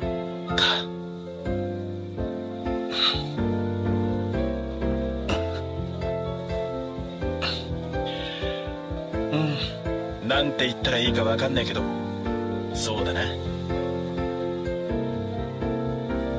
俺が頑張るだけでみんなが安心して暮らせるなら安いもんじゃないか。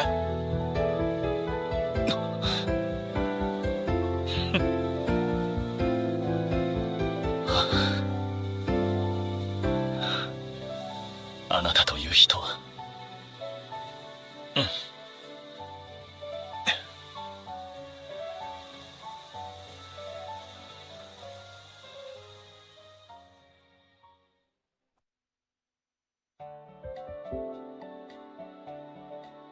結局旅立ちは秋になった。この国全体の浄化はかなり進んで、残すは直接行かないと浄化できないところだけ。魔王はあれから現れてないが、きっと俺を待ち構えてるはずだ。じゃ行ってくるから、何があっても神殿からは出ないでくれ。はい、帰りをお待ちしております。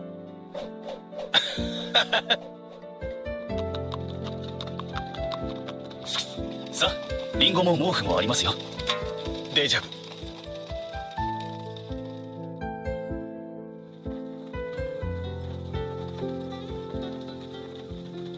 町まではもう少しかかりそうだな。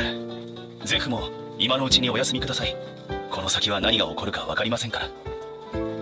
なあ、寝る前に一つ聞いてもいいか？何なりと。ビーラントはどうして一人で聖女を探していたんだ？基本は3人1組らしいじゃないか。各地で騎士団へ赴くたびに周辺を探したり、自由に動くために先代の直属騎士への昇進を断ったって聞いたし、なんでそこまでして探していたんだ？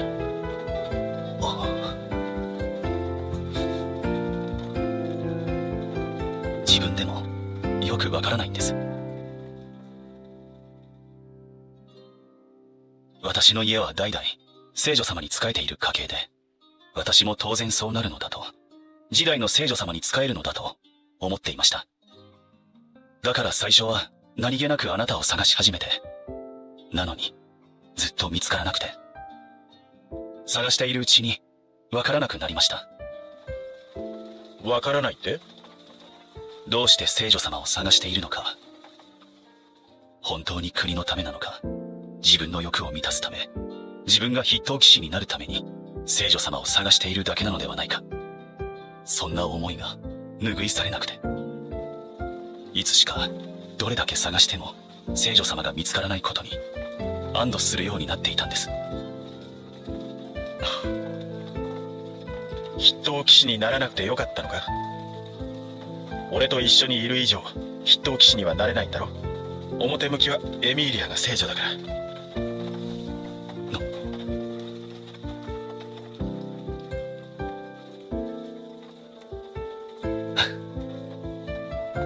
村から王都に向かっている時、立ち寄った村のことを覚えていますか？地名はわからんが、いくつも立ち寄ったことくらいは。あなたはいつも自然と誰かを助けていました。病気の父を持つ女の子には薬草を煎じ、腰の曲がった老婆の家では力仕事を手伝って。あの時のあなたはまだ正式に聖女様とは認められていなくて、決して裕福というわけでもなくて、それでも心のままに神に手を伸ばすあなたを見て分かったんです。私は聖女様を探していたのでも、筆頭騎士の座を求めていたわけでもなく、生涯を捧げられる主人こそ求めていたのだと。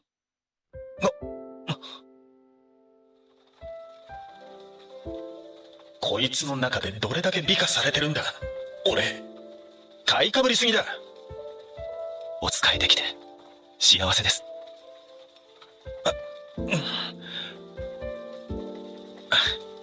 この話はもうやめよう。はい。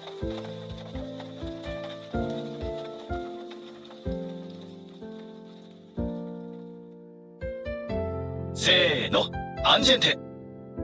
アンジェンテは好きが見つかる新しい BL ボイスコミックチャンネルです。この動画を好きと思ったらチャンネル登録高評価ボタンをお願いします。おっさんだけど聖女ですは全国の書店各電子ストアで大好評発売中。動画にはないシーンやセリフもありますので、ぜひそちらもチェックしてみてくださいね。好きなものを好きなだけ、今日がちょっといい日になる、そんな時間をあなたにお届けしていきます。アンジェンテの応援よろしくお願いします。誰かに加護を与えるためには相手と交わる必要がある。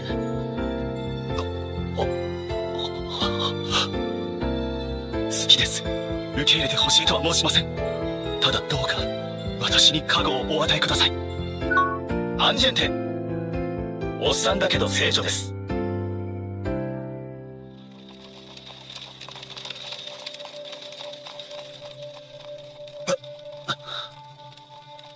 これはひどいな。人気がないし残ってる人たちも。ここは何があったんだ。領主の悪性です。先代の聖女様が異変を察し領主を罷免したのですが、折悪く不作が重なってあまたの人死にが出てしまったと。そうか。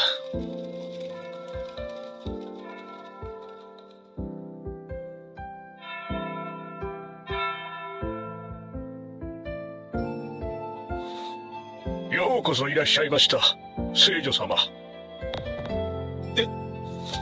我々は聖女様の命で参った直属の騎士です。神殿から出られない聖女様に代わり各地を回り民を慰める役割を担っております。しばらくお邪魔させていただき、お待ちしておりました。よろしくお願いします。おくつろぎください。ありがとうございます。早速聖女だと見破られたかと思ったぜ。次の方どうぞ。ありがとうございます。また病人か。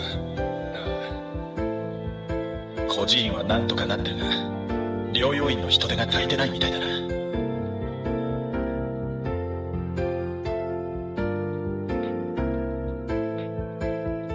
ってことで俺は浄化に行くから、みんなには療養院の方を任せてもいいか。お待ちください。一人で行くおつもりですか。ディルクにカヒムまで。あのな、俺がこれから向かうのは人も魔人化するほど汚れの濃いところだ。お前らを連れて行けるはずないだろう。それならなおさら引きません。我々はあなたの盾なのです。俺が誰かを盾にできると思うか。敵がお前らを盾にした時俺が見捨てられると思うか。もしお前らが魔人化したら。それでもどうか何か方法はないのですか。あるのですね。くそ、何も言ってないのになぜバレた。なんとかはぐらかすのは無理か。言いたくない。とにかくこうしてる時間も惜しい。ディルク、カヒム、先に行って療養院の様子を見てきてくれないか。治療薬はいくら使ってもいい。はーい。説得を頼む。了解した。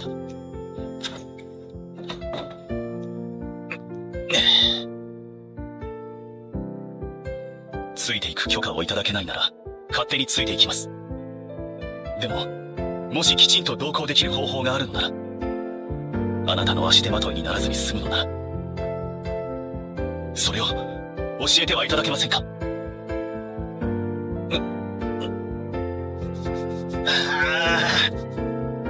その顔は反則だろう。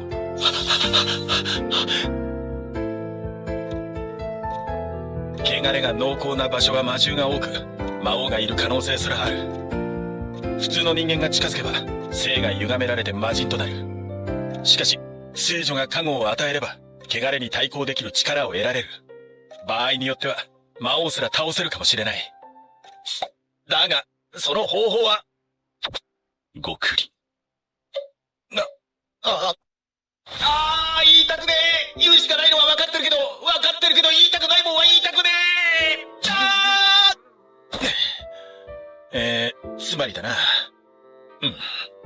誰かに加護を与えるためには、相手と交わる必要がある。交わると言いますと？キスとかそれ以上の行為とかだ。行為の度合いによって得られる加護の大きさが変わる。勇者はそうして加護を受けて魔王を倒した。確かに歴代の勇者様は皆聖女様と結婚していましたね。そんな理由だったとは思いもしませんでしたが。ブツブツブツブツ。ほう。この反応なら血迷ったことは言い出さないかな。ともかくこれで分かっただろう。加護を得るために俺とどうこうなんて考えられるか？できないだろう。だから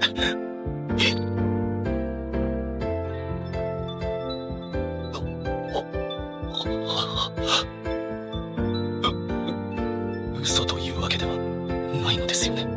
なんで嘘をつく必要がある？私の気持ちに気がついて試そうとなさっているとか。気持ち試すって何を？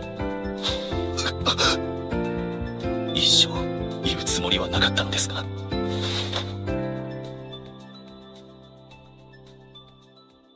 お慕い申し上げております。加護を与えるためだとしても、触れることを許されるなら、それはとても嬉しいです。ありえない。将来有望な美形騎士がこんな面白みもないおっさんを。よく意味が。好きです。受け入れてほしいとは申しません。ただどうか私に加護をお与えください。いや、俺は加護なんて与えるつもりは。あなたが危険な目に遭うのはとても耐えられない。あんな思いはもう二度と。私がお嫌でしたら他のものでも構いませんので、どうか誰かをお連れください。どうか。この顔はやっぱり反則だ。キスくらいならまあ、何の価値もないおっさんの唇だしな。だが分かったよ。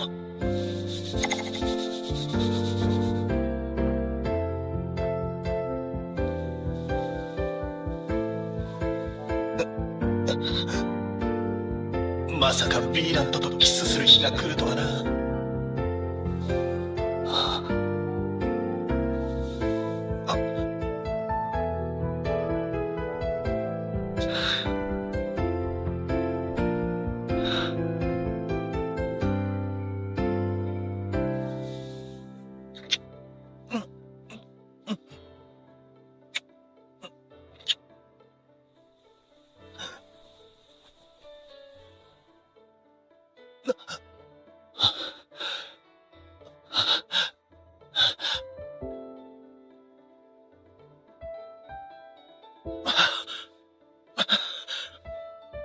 毎回これをやることになるのか。体の方は大丈夫か？痛みとか苦しいとか。いえ、むしろ何でもありません。大丈夫です。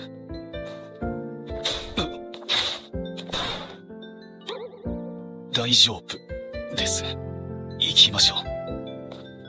あんまり大丈夫そうには見えないけど、まあいいか。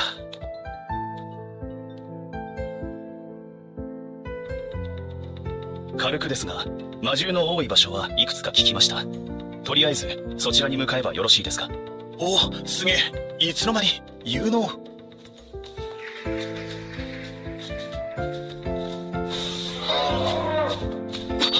来たか。せい。想像以上にしんどいな。は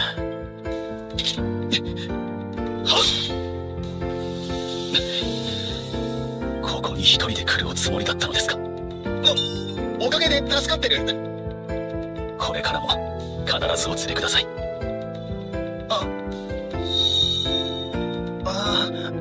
ん。早く行くぞ。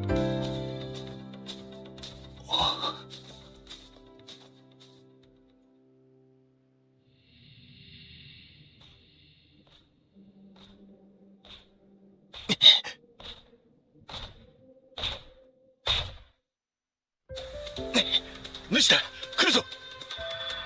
必ず当てる。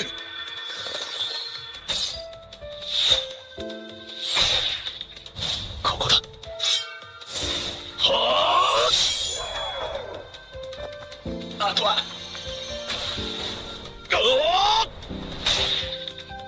よし、これで。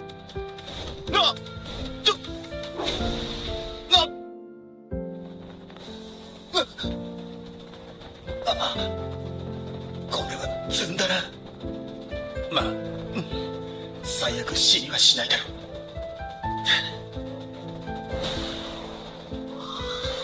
え、ヴィーラントの風魔法。このバカ。すまん。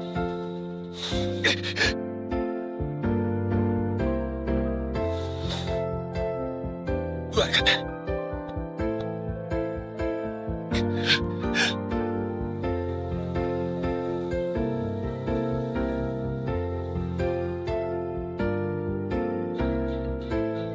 これが核だな。核、その地の心臓のようなもの。核が汚れるとその地も汚れてしまう。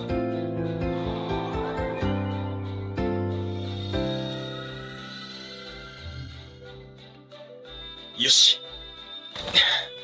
さすがにちょっと疲れたな。全身クタクタだ。少し休んでから戻りましょうか。ああ、腹が減った。さあ、手を。腰が痛えんだって。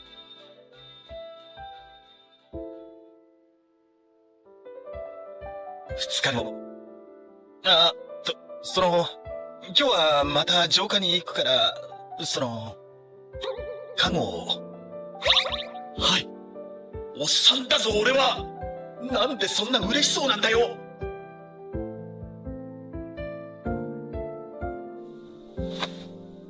ゼフ。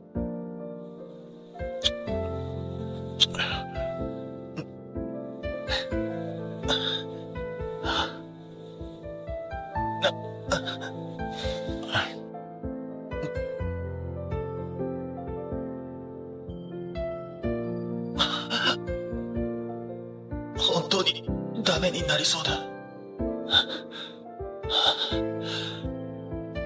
これは看護を与えるためにしていることで、粘膜の接触が必要だからしているだけで、それ以上でもそれ以下でもない。なのになんでこんな。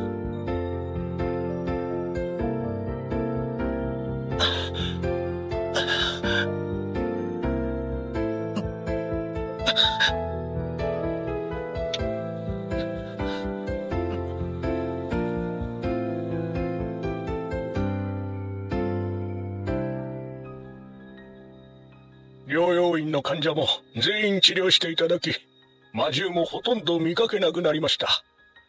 聖女様、本当にありがとうございました。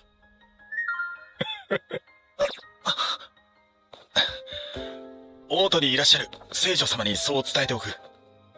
俺が聖女だと気づいているんだろうか。いってってって。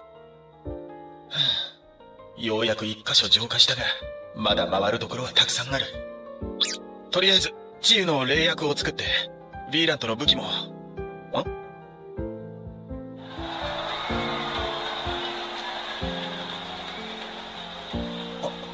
これはわざわざ見送りに。みんな元気になったんだな。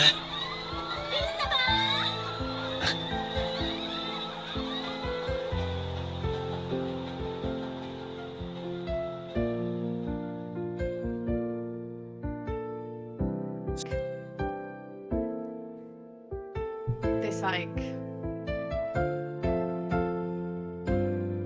I don't know, like doing this like flow motion of like all of these different things, like pulling the one leg and then this like noticing how you like wiggle like this and then adjusting that and all of that.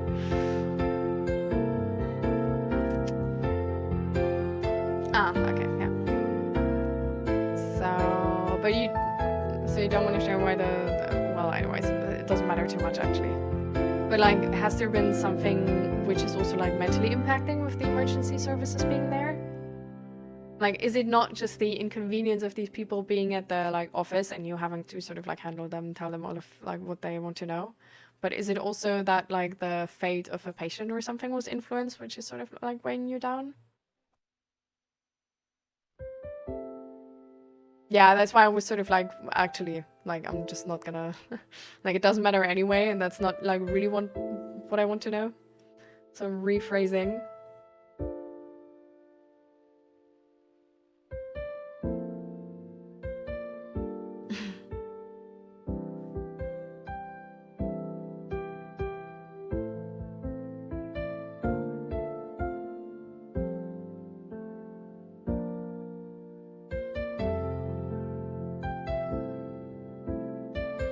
I'm honestly really thankful that I don't have any like major disabilities, because honestly our world is like really shit with helping people like this to like a really normal life. So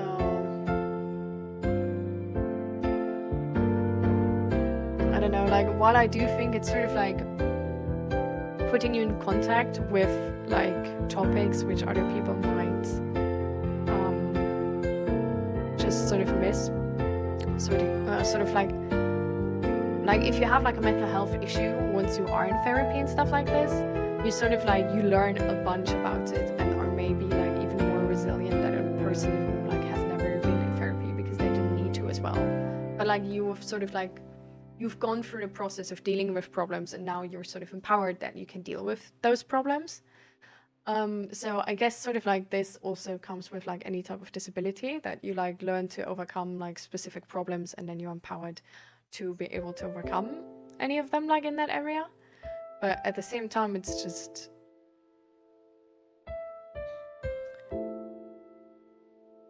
I don't know, there's like so many disabilities where you just like can't really overcome the problem, but you can only like walk around it. And some of those workarounds are just, I don't know, like keeping you back from things other people like can choose to do or not do, and you can't. And I think that's, I don't know, like sometimes I feel like, oh damn, like I'm like so tiny, like I would have never, like the chance of me becoming like a basketball pro player or something are like not there or something. But at the same time, like I could still play basketball because I can walk and shit like this. Like it's like there's like little options like sort of being denied. And I feel like once you're disabled in like anything, like have like any major disability, like there's a bunch of things which are just not really on the plate of options anymore. So that's really annoying.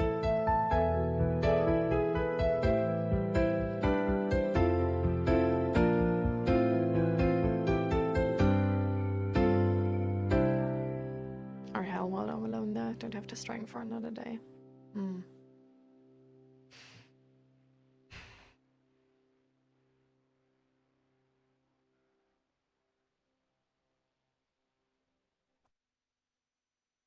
Pick and choose. Yeah. Well, I mean, autism, ADHD, all of this, like, as of now in the definition of the DSM-5 is a disability. But that's why the like we talked about this in other streams before already, right?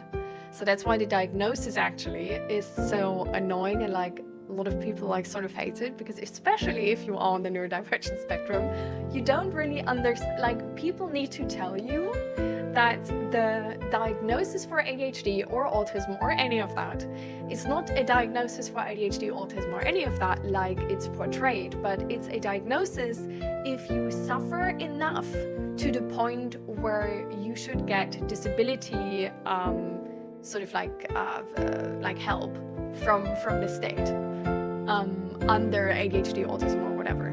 So you can very well have ADHD and get a negative diagnosis because in your life specifically you don't suffer enough from ADHD. The same with like autism and those things. So yeah.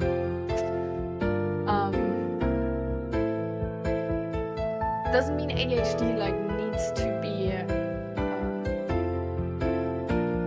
like a disability where it's like you're disabled in comparison to like a neurotypical person.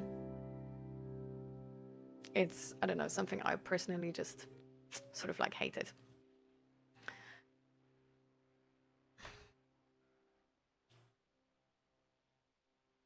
Yeah.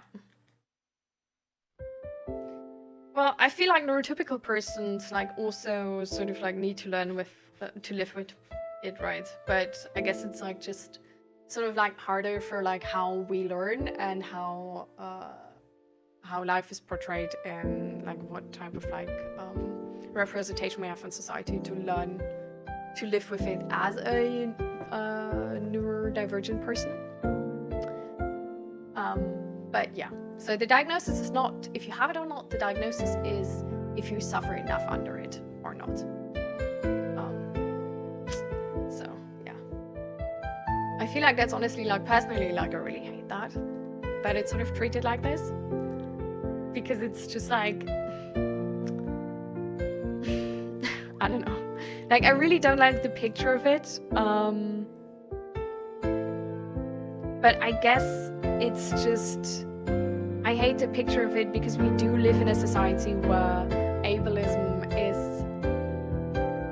just so common. And I think in that moment where I don't like it, it's sort of like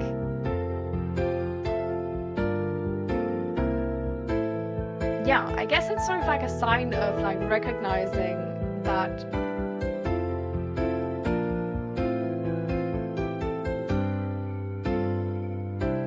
is it actually just recognizing my bias? Sort of like my expectation of society or my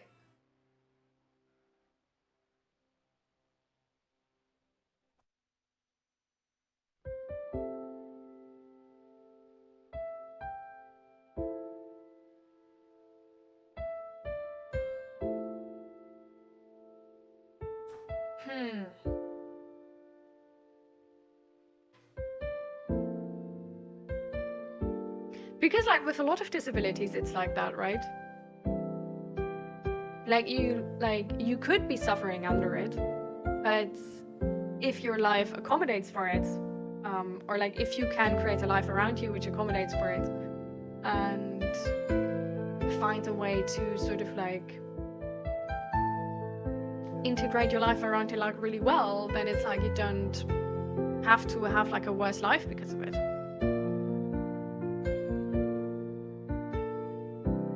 But you could. The same like with like ADHD and autism. Like you could definitely like suffer under it, like suffer under having it.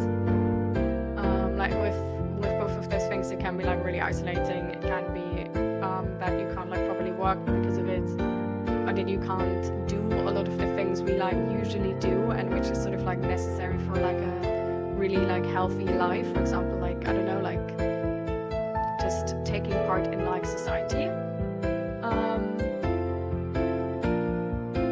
Which I guess is the same for like if you were to see somebody like in a wheelchair, it's like I don't know, like they don't necessarily have to have a worse life because of it. Like maybe they have like really good friends which are like helping them with stuff. They have like a really good apartment where like everything is accommodated for this. They have also like the apartment itself is like accommodating for it, and they sort of like integrated their life around it in a way where it's actually not really like there's nothing they like miss or whatever.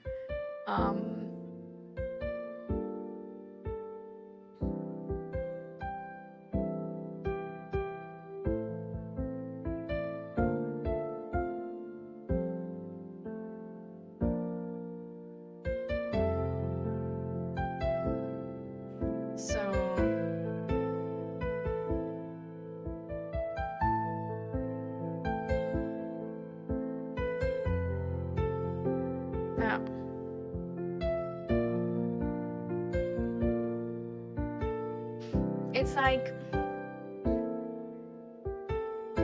I guess it's like a weird situation, right? Because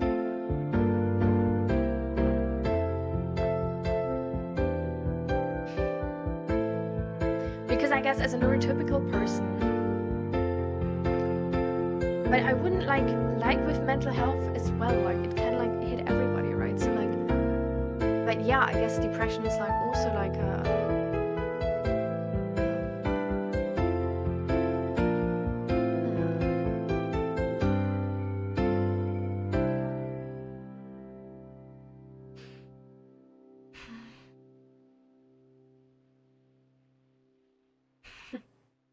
yeah.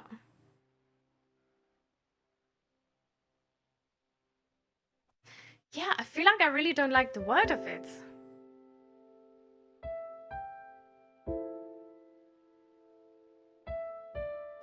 I feel like the word disability for me really sort of like, it's a really literal way of like you can't do that or this or whatever.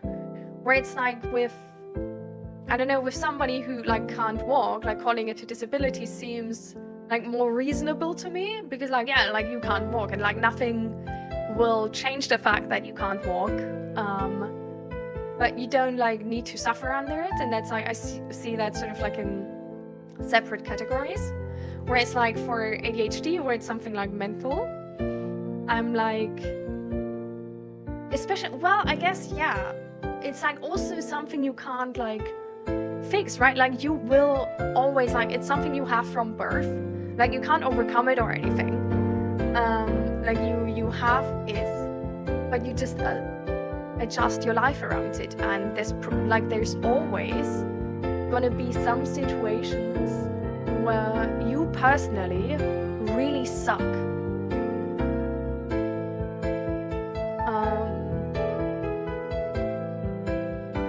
but you can just, I guess, like more easily maybe than with a person who can't walk, adjust your life around like not being in, like not putting yourself in those situations where you suck.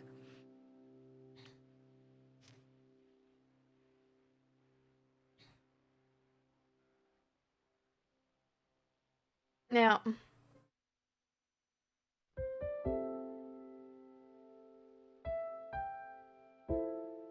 I feel like I just don't like the word disability, because it sort of like implies that you're just not able to do that.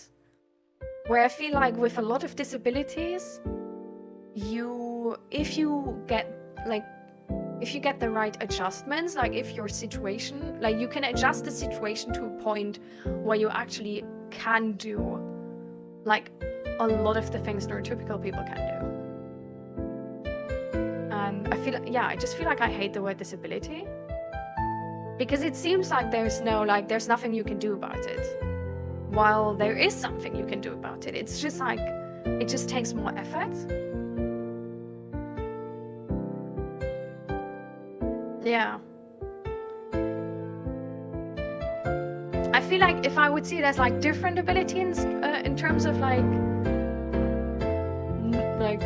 disabilities, like in my like sort of like understanding of the language, more like non-ability or like not working ability, like, but like you don't have that ability.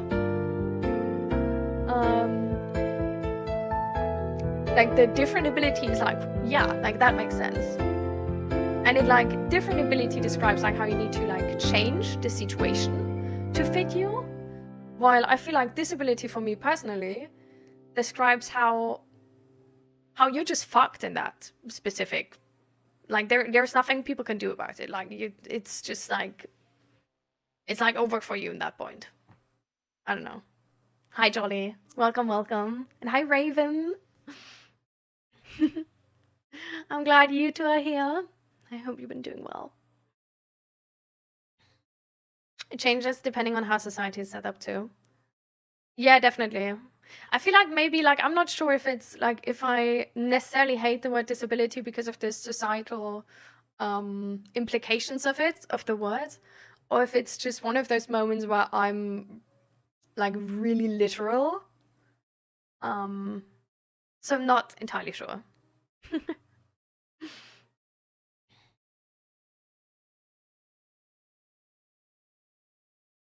You've been busy with your studies at university? How is it going with those studies? If you say you're busy, is it busy in like a good way? Where you get like good returns or whatever? Or like...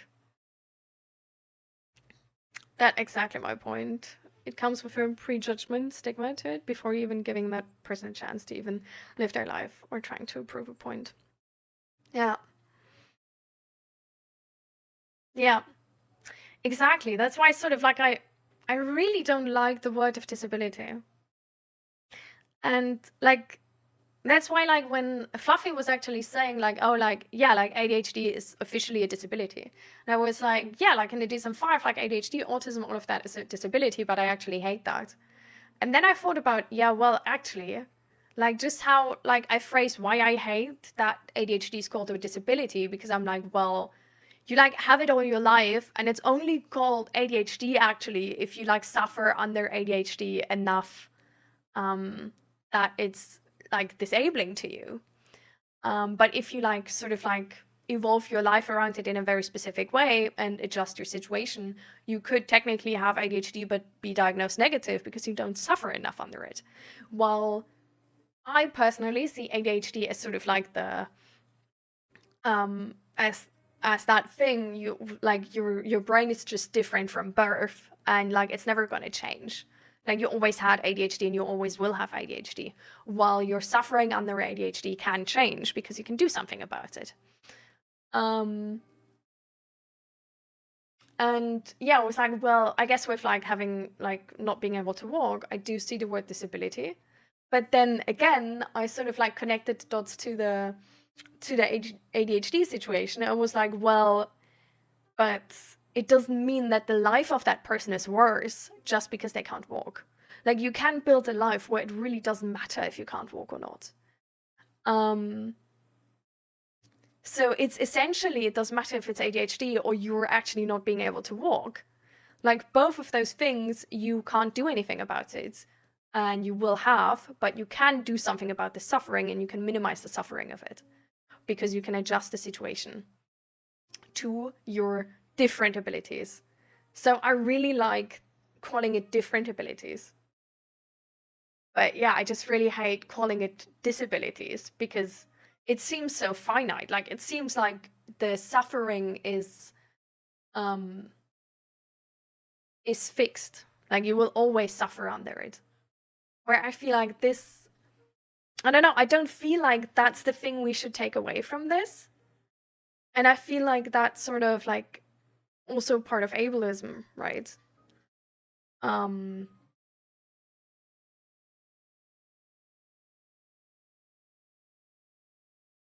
Because it just implies that the life of a person with a disability is just gonna be worse than the life of a person with no disability, which doesn't need to be the case. Yeah. Exactly. Exactly. Like if you were to like go that way where you're like, okay, this disability is making your life worse than the life of a normal person and that's why your life is essentially like less worth, then like where do you end? Like there's really no end to this. Like you could always stretch it a little further. Like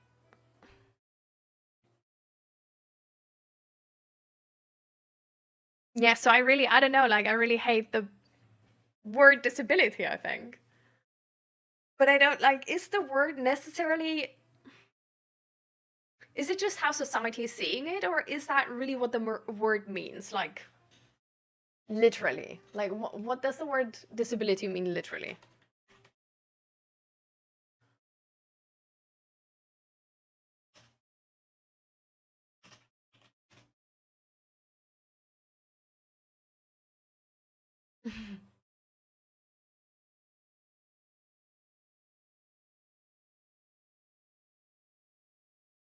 Yeah. No, definitely the word literally means without that power skill or whatever.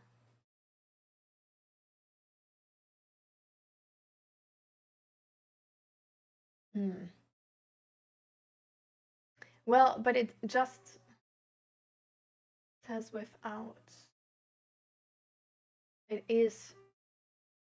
So technically it, because that, like, walking disability, like, yeah, you're like without the power of walking. Doesn't mean your life is worse. ADHD without the power of with concentration and whatever. Yeah. Damn. So it's definitely, damn.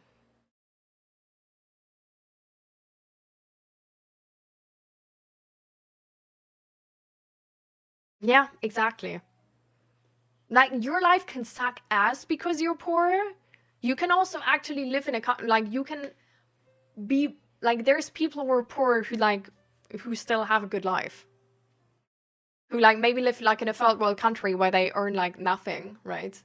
But they sort of have a house and they're like happy, you know? Where it's like, if you're poor in like, I don't know, America, you fucking die. So yeah, and that's like also like majorly impacting your life. So exactly, like, if you start to compare life in terms of like ability and implying like quality of life to ability, and then implying worth to quality of life, it gets dark real quick. So what did I now just uncover? Like, did I uncover... I just sort of uncovered how...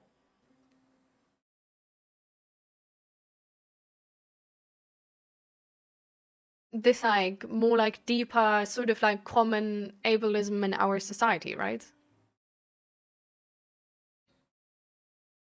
I just got some privilege. My grandma brought me pudding. That's amazing. That's actually, that's serious privilege right there. Like, abolish billionaires. Abolish billionaire jolly. Billionaire pudding. Grandma pudding, even. That's too good.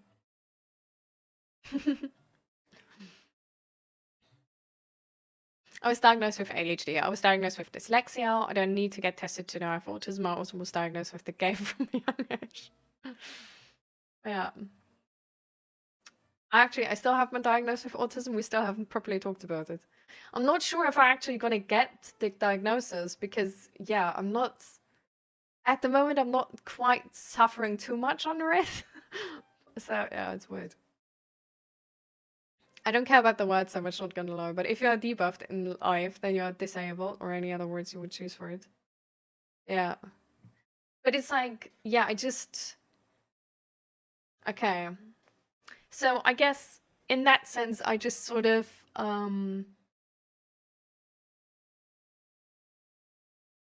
I guess honestly, I sort of like uncovered like the ableism which was still like in my worldview. Not necessarily on others, but just what I expect from the world. That I don't like when people call like ADHD and autism disability, because I don't like how it's implied, how it implies less ability in like normal life, and not only in like very specific situations. Where it's probably like, yeah, like the same for I don't know, like people can't walk and are in a wheelchair, which I then like always faced with this like implied thing of like, oh well, but you probably like can't party, or like you probably can't, I don't know, are not like the fun person to go shopping with or whatever, or you probably can't actually, yeah, have kids. Like, that's out there. Like, that's so annoying. It's like there's always like there's so weird comments always about the sexual abilities of people with disabilities that I'm like, I get it that people are curious, but are you... Ask ChatGPT. Just ask ChatGPT. Why do you have to ask an actual person? This is like, you don't even know them. They're like randoms on the internet. This is so weird.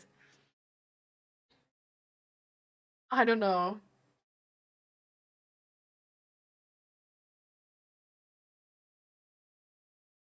Also, for usually all disabilities, it's like, it's really depending on the person.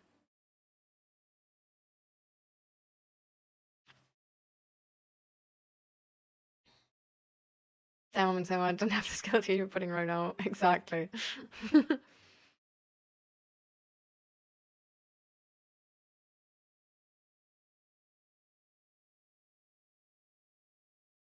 Oh, okay. Yes, that's fine.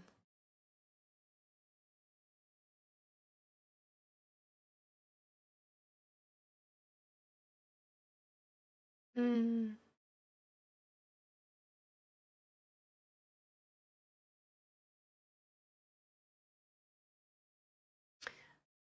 Okay, I read this now. Can I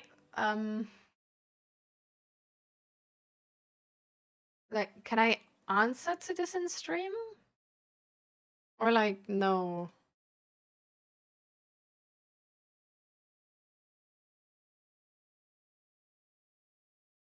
It's like totally fine if you just say no. I don't know, I just sort of like want to make sure. Like, I do realize that it's sort of implied.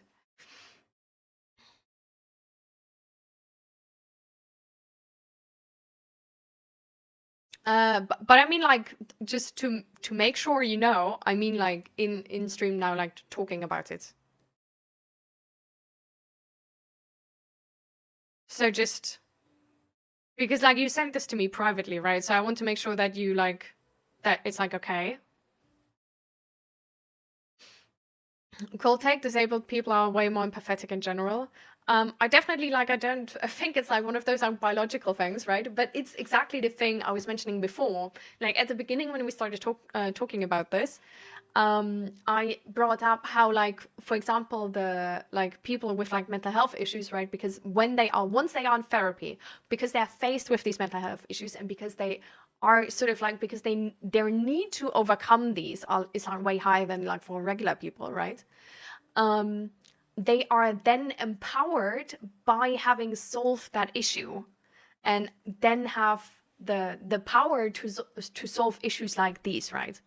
So I feel like because you are faced with people being not empathetic, and with people being like ableistic, I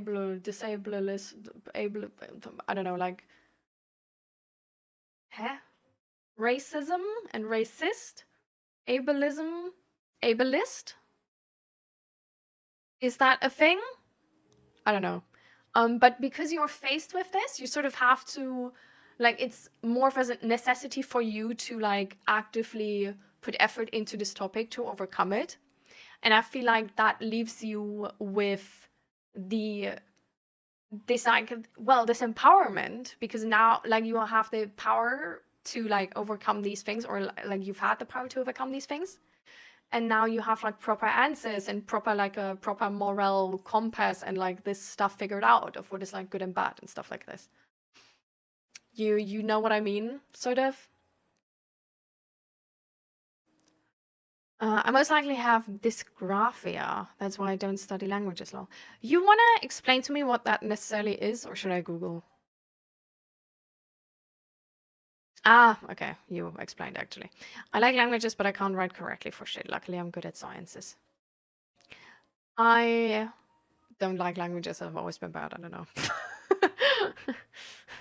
I don't know if I have anything like dysgraphia or whatever. I just know that I really suck with languages. I always like jumble the words together, and it's so hard for me, actually. I essentially speak a mix of all the languages I know, And that is the language I speak. I speak communication. I don't speak languages. It's so hard. All right, Grumpy Palace. Yes, yes. Just remind me, all right?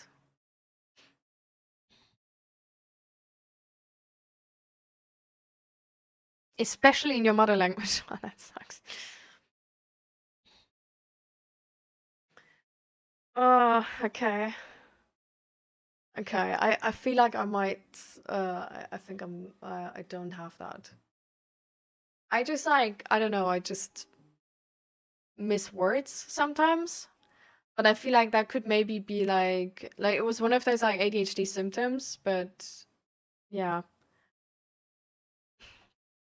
It's just, I don't know, sometimes I just leave out words. Sometimes I make up new words. Sometimes I just say the wrong words or write the wrong words because I was seeing something different in that moment. So I had like a sentence in my mind I'm saying, but while I was saying the sentence, I looked at like a glass or something, and then I just say a different word for a word in that sentence, and then you don't get it anymore, but I don't realize it happened. And then you look at me like, huh? And then I look at you like, are you stupid? And then you say like, raspberries? And I say like, what do you mean? And then you're like, then you repeat my sentence. I'm like, no shit, I said that, right? Like you're bullshitting me. Yeah. And then sometimes I just miss like small words like the or like I don't know, that kind of stuff. Yeah. I don't know. I write the words completely wrong a lot of the times. Okay, that's annoying. I can imagine. But thankfully, there's a lot of autocorrect nowadays. At the same time, sadly, the autocorrect is a lot of the times really shitty. I sometimes have the problem that if there's, like, some words are weird to me, and the more I look at those words, the more I confuse myself.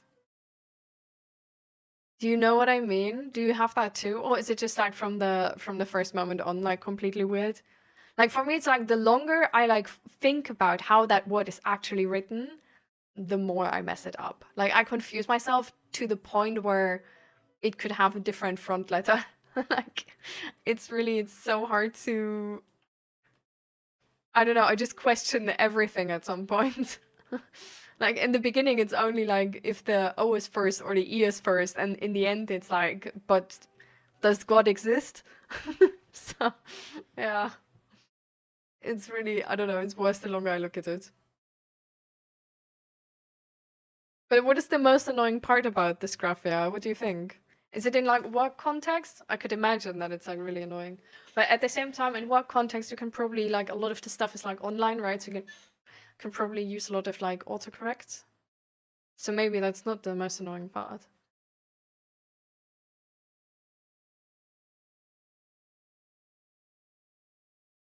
Your internet died? Yikes. Welcome back though.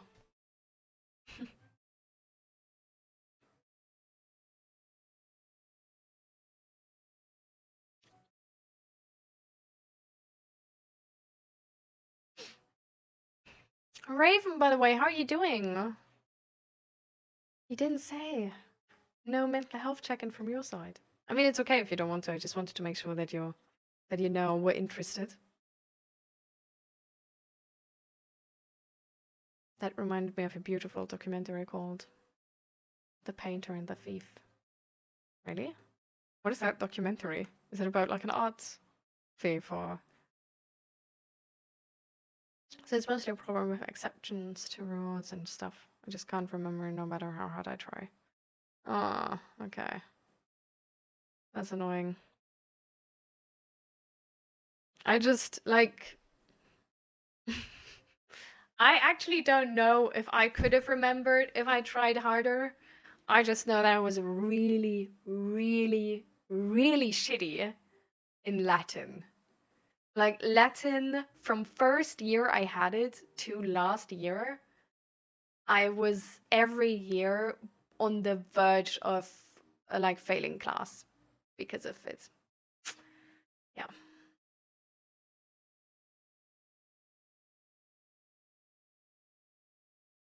Oh, no. No. I feel like, man. I love it when you guys make clips because it's like, I can't make clips while I'm like doing the stream, right? Like I just like, I'm in mid-sentence. I can't like then stop and like, okay, where's the whatever? And it's like, I'm always like sort of like, please everybody make clips, please. But now Twitch is denying me that that beautiful life. Sad. I mean, beautiful is a weird word though. But I think you sort of have it right, like without the second L, but like, yeah, right? Oh. Beautiful. Maybe? Bro, you can't ask me stuff like this. Once I like look at it, I'm like, is it? I can't anymore. I can't even tell you if it's correct. Like now it looks weird.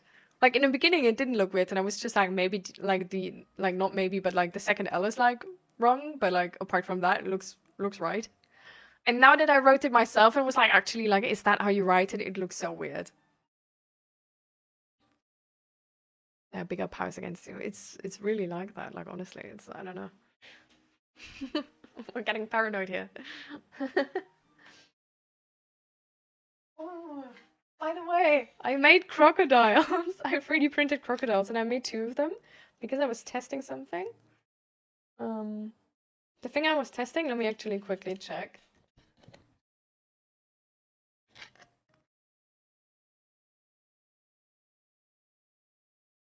It made it worse, actually.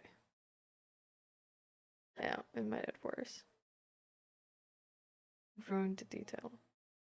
Anyways, but look. Rawr. Rawr. Rawr. What? Not my face. Look.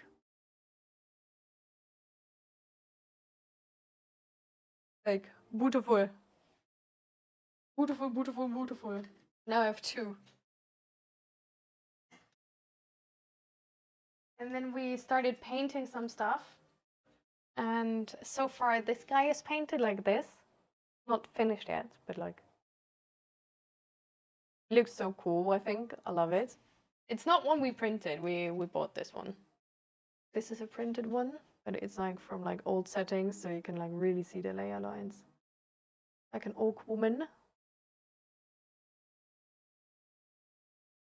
Started painting this guy.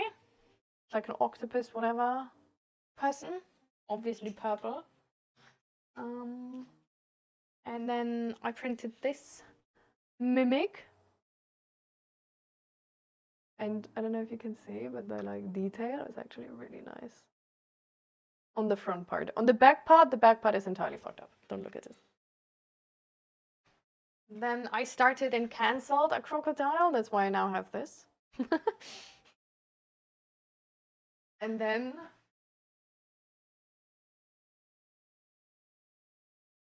I made this.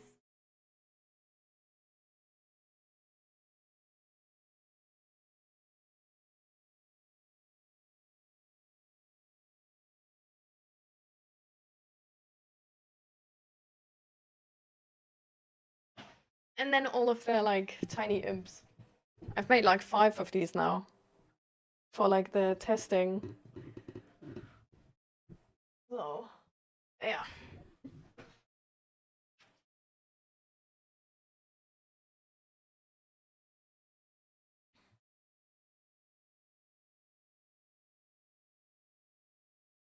It just doesn't make sense to me. Some stuff has 2 L's and others have like 2 T's and others don't.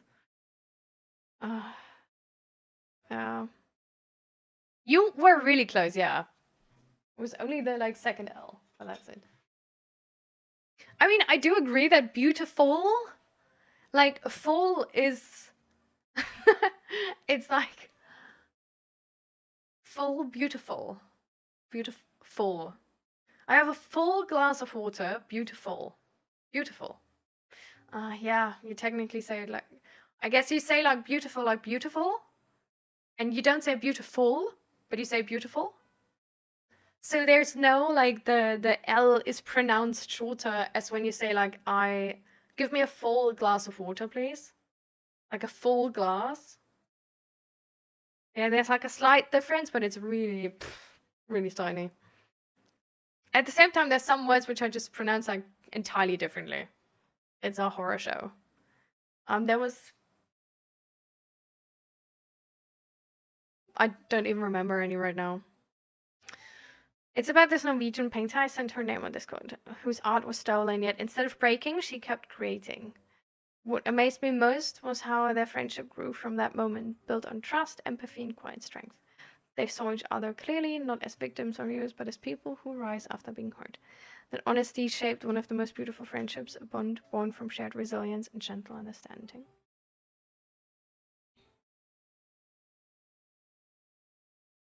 Which friendship? The friendship between the thief and the painter?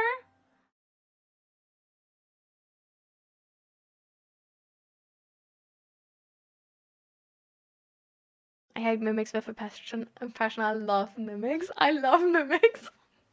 I had the most amazing D&D campaign moment with a mimic, where I had like I did like a one shot for the people from Zach's work.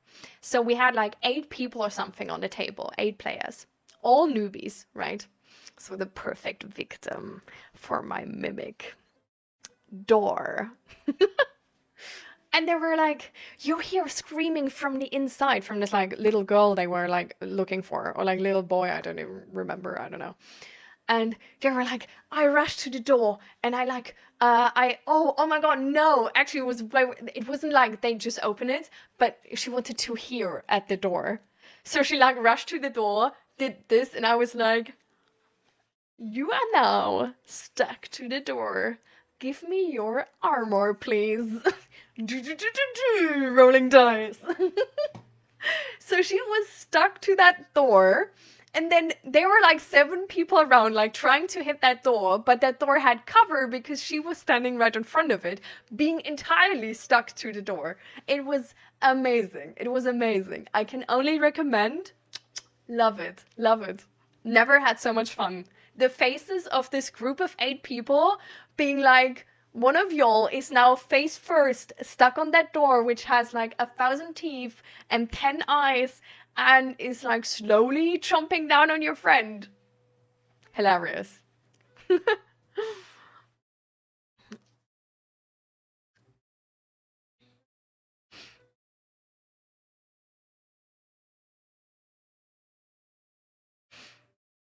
It looks like a gargoyle, not an imp. Yeah, well, I didn't make the 3D model. I think it's like fairly alright.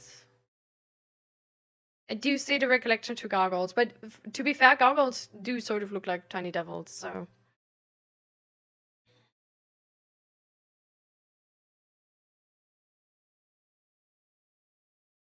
The thief and the painter. They had a friendship. Crazy. Wild. You know the two-sided mimic story? Really just a great place? No, I actually don't. Did you know a corpse is classified as an object? So a very small mimic can learn to disguise itself as a corpse. Oh my god. I love that. I also recently saw a 3D model for a pancake mimic, or a heart-shaped bed mimic, or a canoe mimic. Imagine your friends are like sort of like looking for a boat, like walking around, like next to a river, right? And then there's just this like old canoe tied up. And they like get in, and in that moment it's still a canoe. And then like they start going to the middle of the like river, and then the mimic is like, "Roar!" That would be so cool, so cool. Oh. Audiobook when, please. Oh my god! I would make an audiobook. I'm serious. I like reading out loud. I feel like, I don't know, I like listening to audiobooks. And I just like reading things out loud. I don't know. I actually already had multiple talks with ChatGPT, which books are sort of like on topic and I could read in stream. To be fair, there's the amount of like public domain books is slim.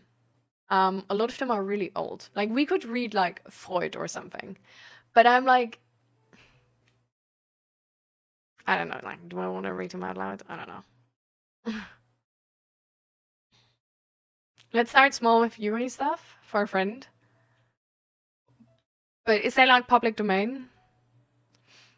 It's about an adventurer that was trapped in a dungeon and he gave his last food to a mimic and waited for his death. But the mimic transformed into different objects to help him escape. But the part of the mimic was also written out. Oh, that's so beautiful. Oh. That's really beautiful. That's so cute. I love that.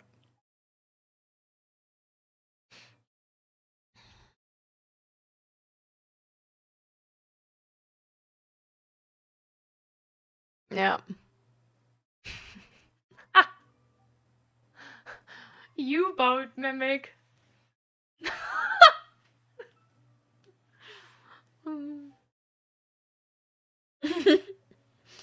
Just wait till you're like close to the bottom and then what you gonna do, huh? I had to run for a bit. My coworker is convinced our computer is haunted. Well, I did have those moments too. I think the computer of my mom might actually be haunted. The problems my mom is having with her computer are unreal. Like, they should not be existent or legal. I don't know how she does it, but she does. And I know that I have her, like, cursed touch, definitely. Because I always have problems where Zach, as an IT person, is like, I have never seen that happen before. And it will never happen to a person except you.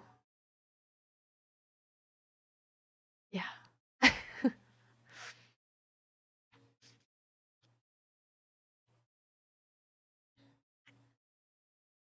I don't know where to even look when it comes to audio. It's a new world to me. Well, like, technically I do have, like, podcasts, but to be fair, I have, like, one in English. Like, I wanted to make more, but then I just didn't get to it anymore. But I already have, like, I had, like, the other night, when I was trying to sleep, I had, like, a really, really cool podcast topic, and it motivated me so much to make a podcast, and I was thinking already, like, how I would make that and stuff like this. And at the same time, I was like, oh, I need to write that down. But then I was like, I'm like so cuddled up already, I don't want to. And it's like a really good idea. And I already thought about it so much, like I'm not going to forget it, right? And I fell asleep being like, I'm not going to forget it. It's fine. Like, don't be so paranoid. Like, you don't forget stuff. I forgot it.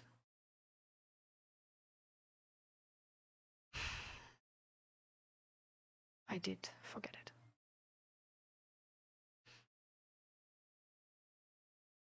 Yeah. But how are you doing, Raven, by the way? You know what I like to do? I want to play a D&D campaign as a mimic. That would be cool. Today I saw a 3D model of a tiny mushroom bard. And I love it, in fact. I absolutely love it. Yeah.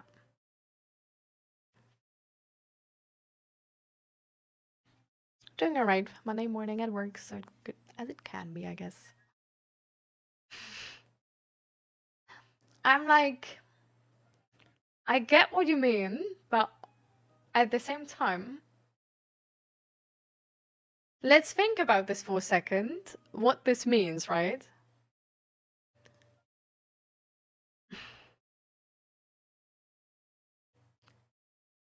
Because essentially what we say in our society with that is Monday mornings at work always suck for everybody. And it's definitely a more common truth. I definitely agree. Like, I can absolutely relate. At the same time, it's sort of like this thing of like it always sucks. Like you can't do anything so it doesn't suck. Like there's no possibility or reality where Monday morning doesn't suck. Which is actually sort of low-key harmful because it makes us not look for possibilities on how to make our Monday morning better, no? And hi Nagani, welcome. Hearing D&D? Yes. We were talking about mimics actually, quite a lot. And I was showing all my 3D printed minis and all of that. Work sucks, but it's alright besides that. For it not to suck, I would be home in bed. Well...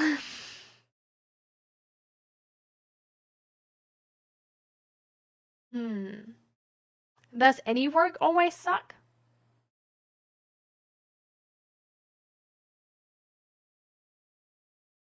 Like, I feel like back then when I was working in IT, it was like...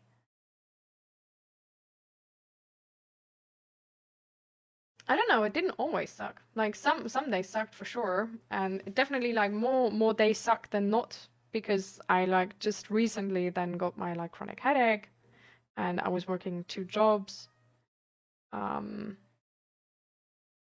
So it was like...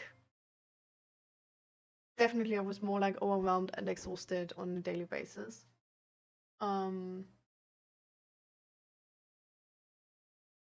But I don't know, like, my colleagues were kind of nice. And it was really fun talking to them in the breaks. And there's, like, coffee and, like, cocoa? Wait. Cocoa? No.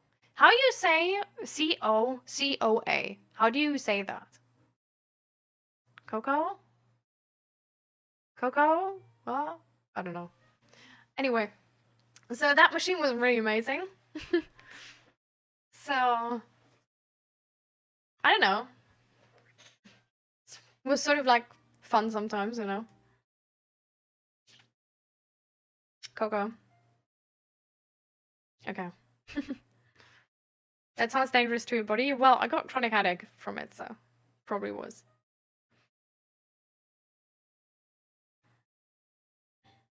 Thankfully I didn't work like 2 full-time jobs. Like I was working 35 hours at the one job,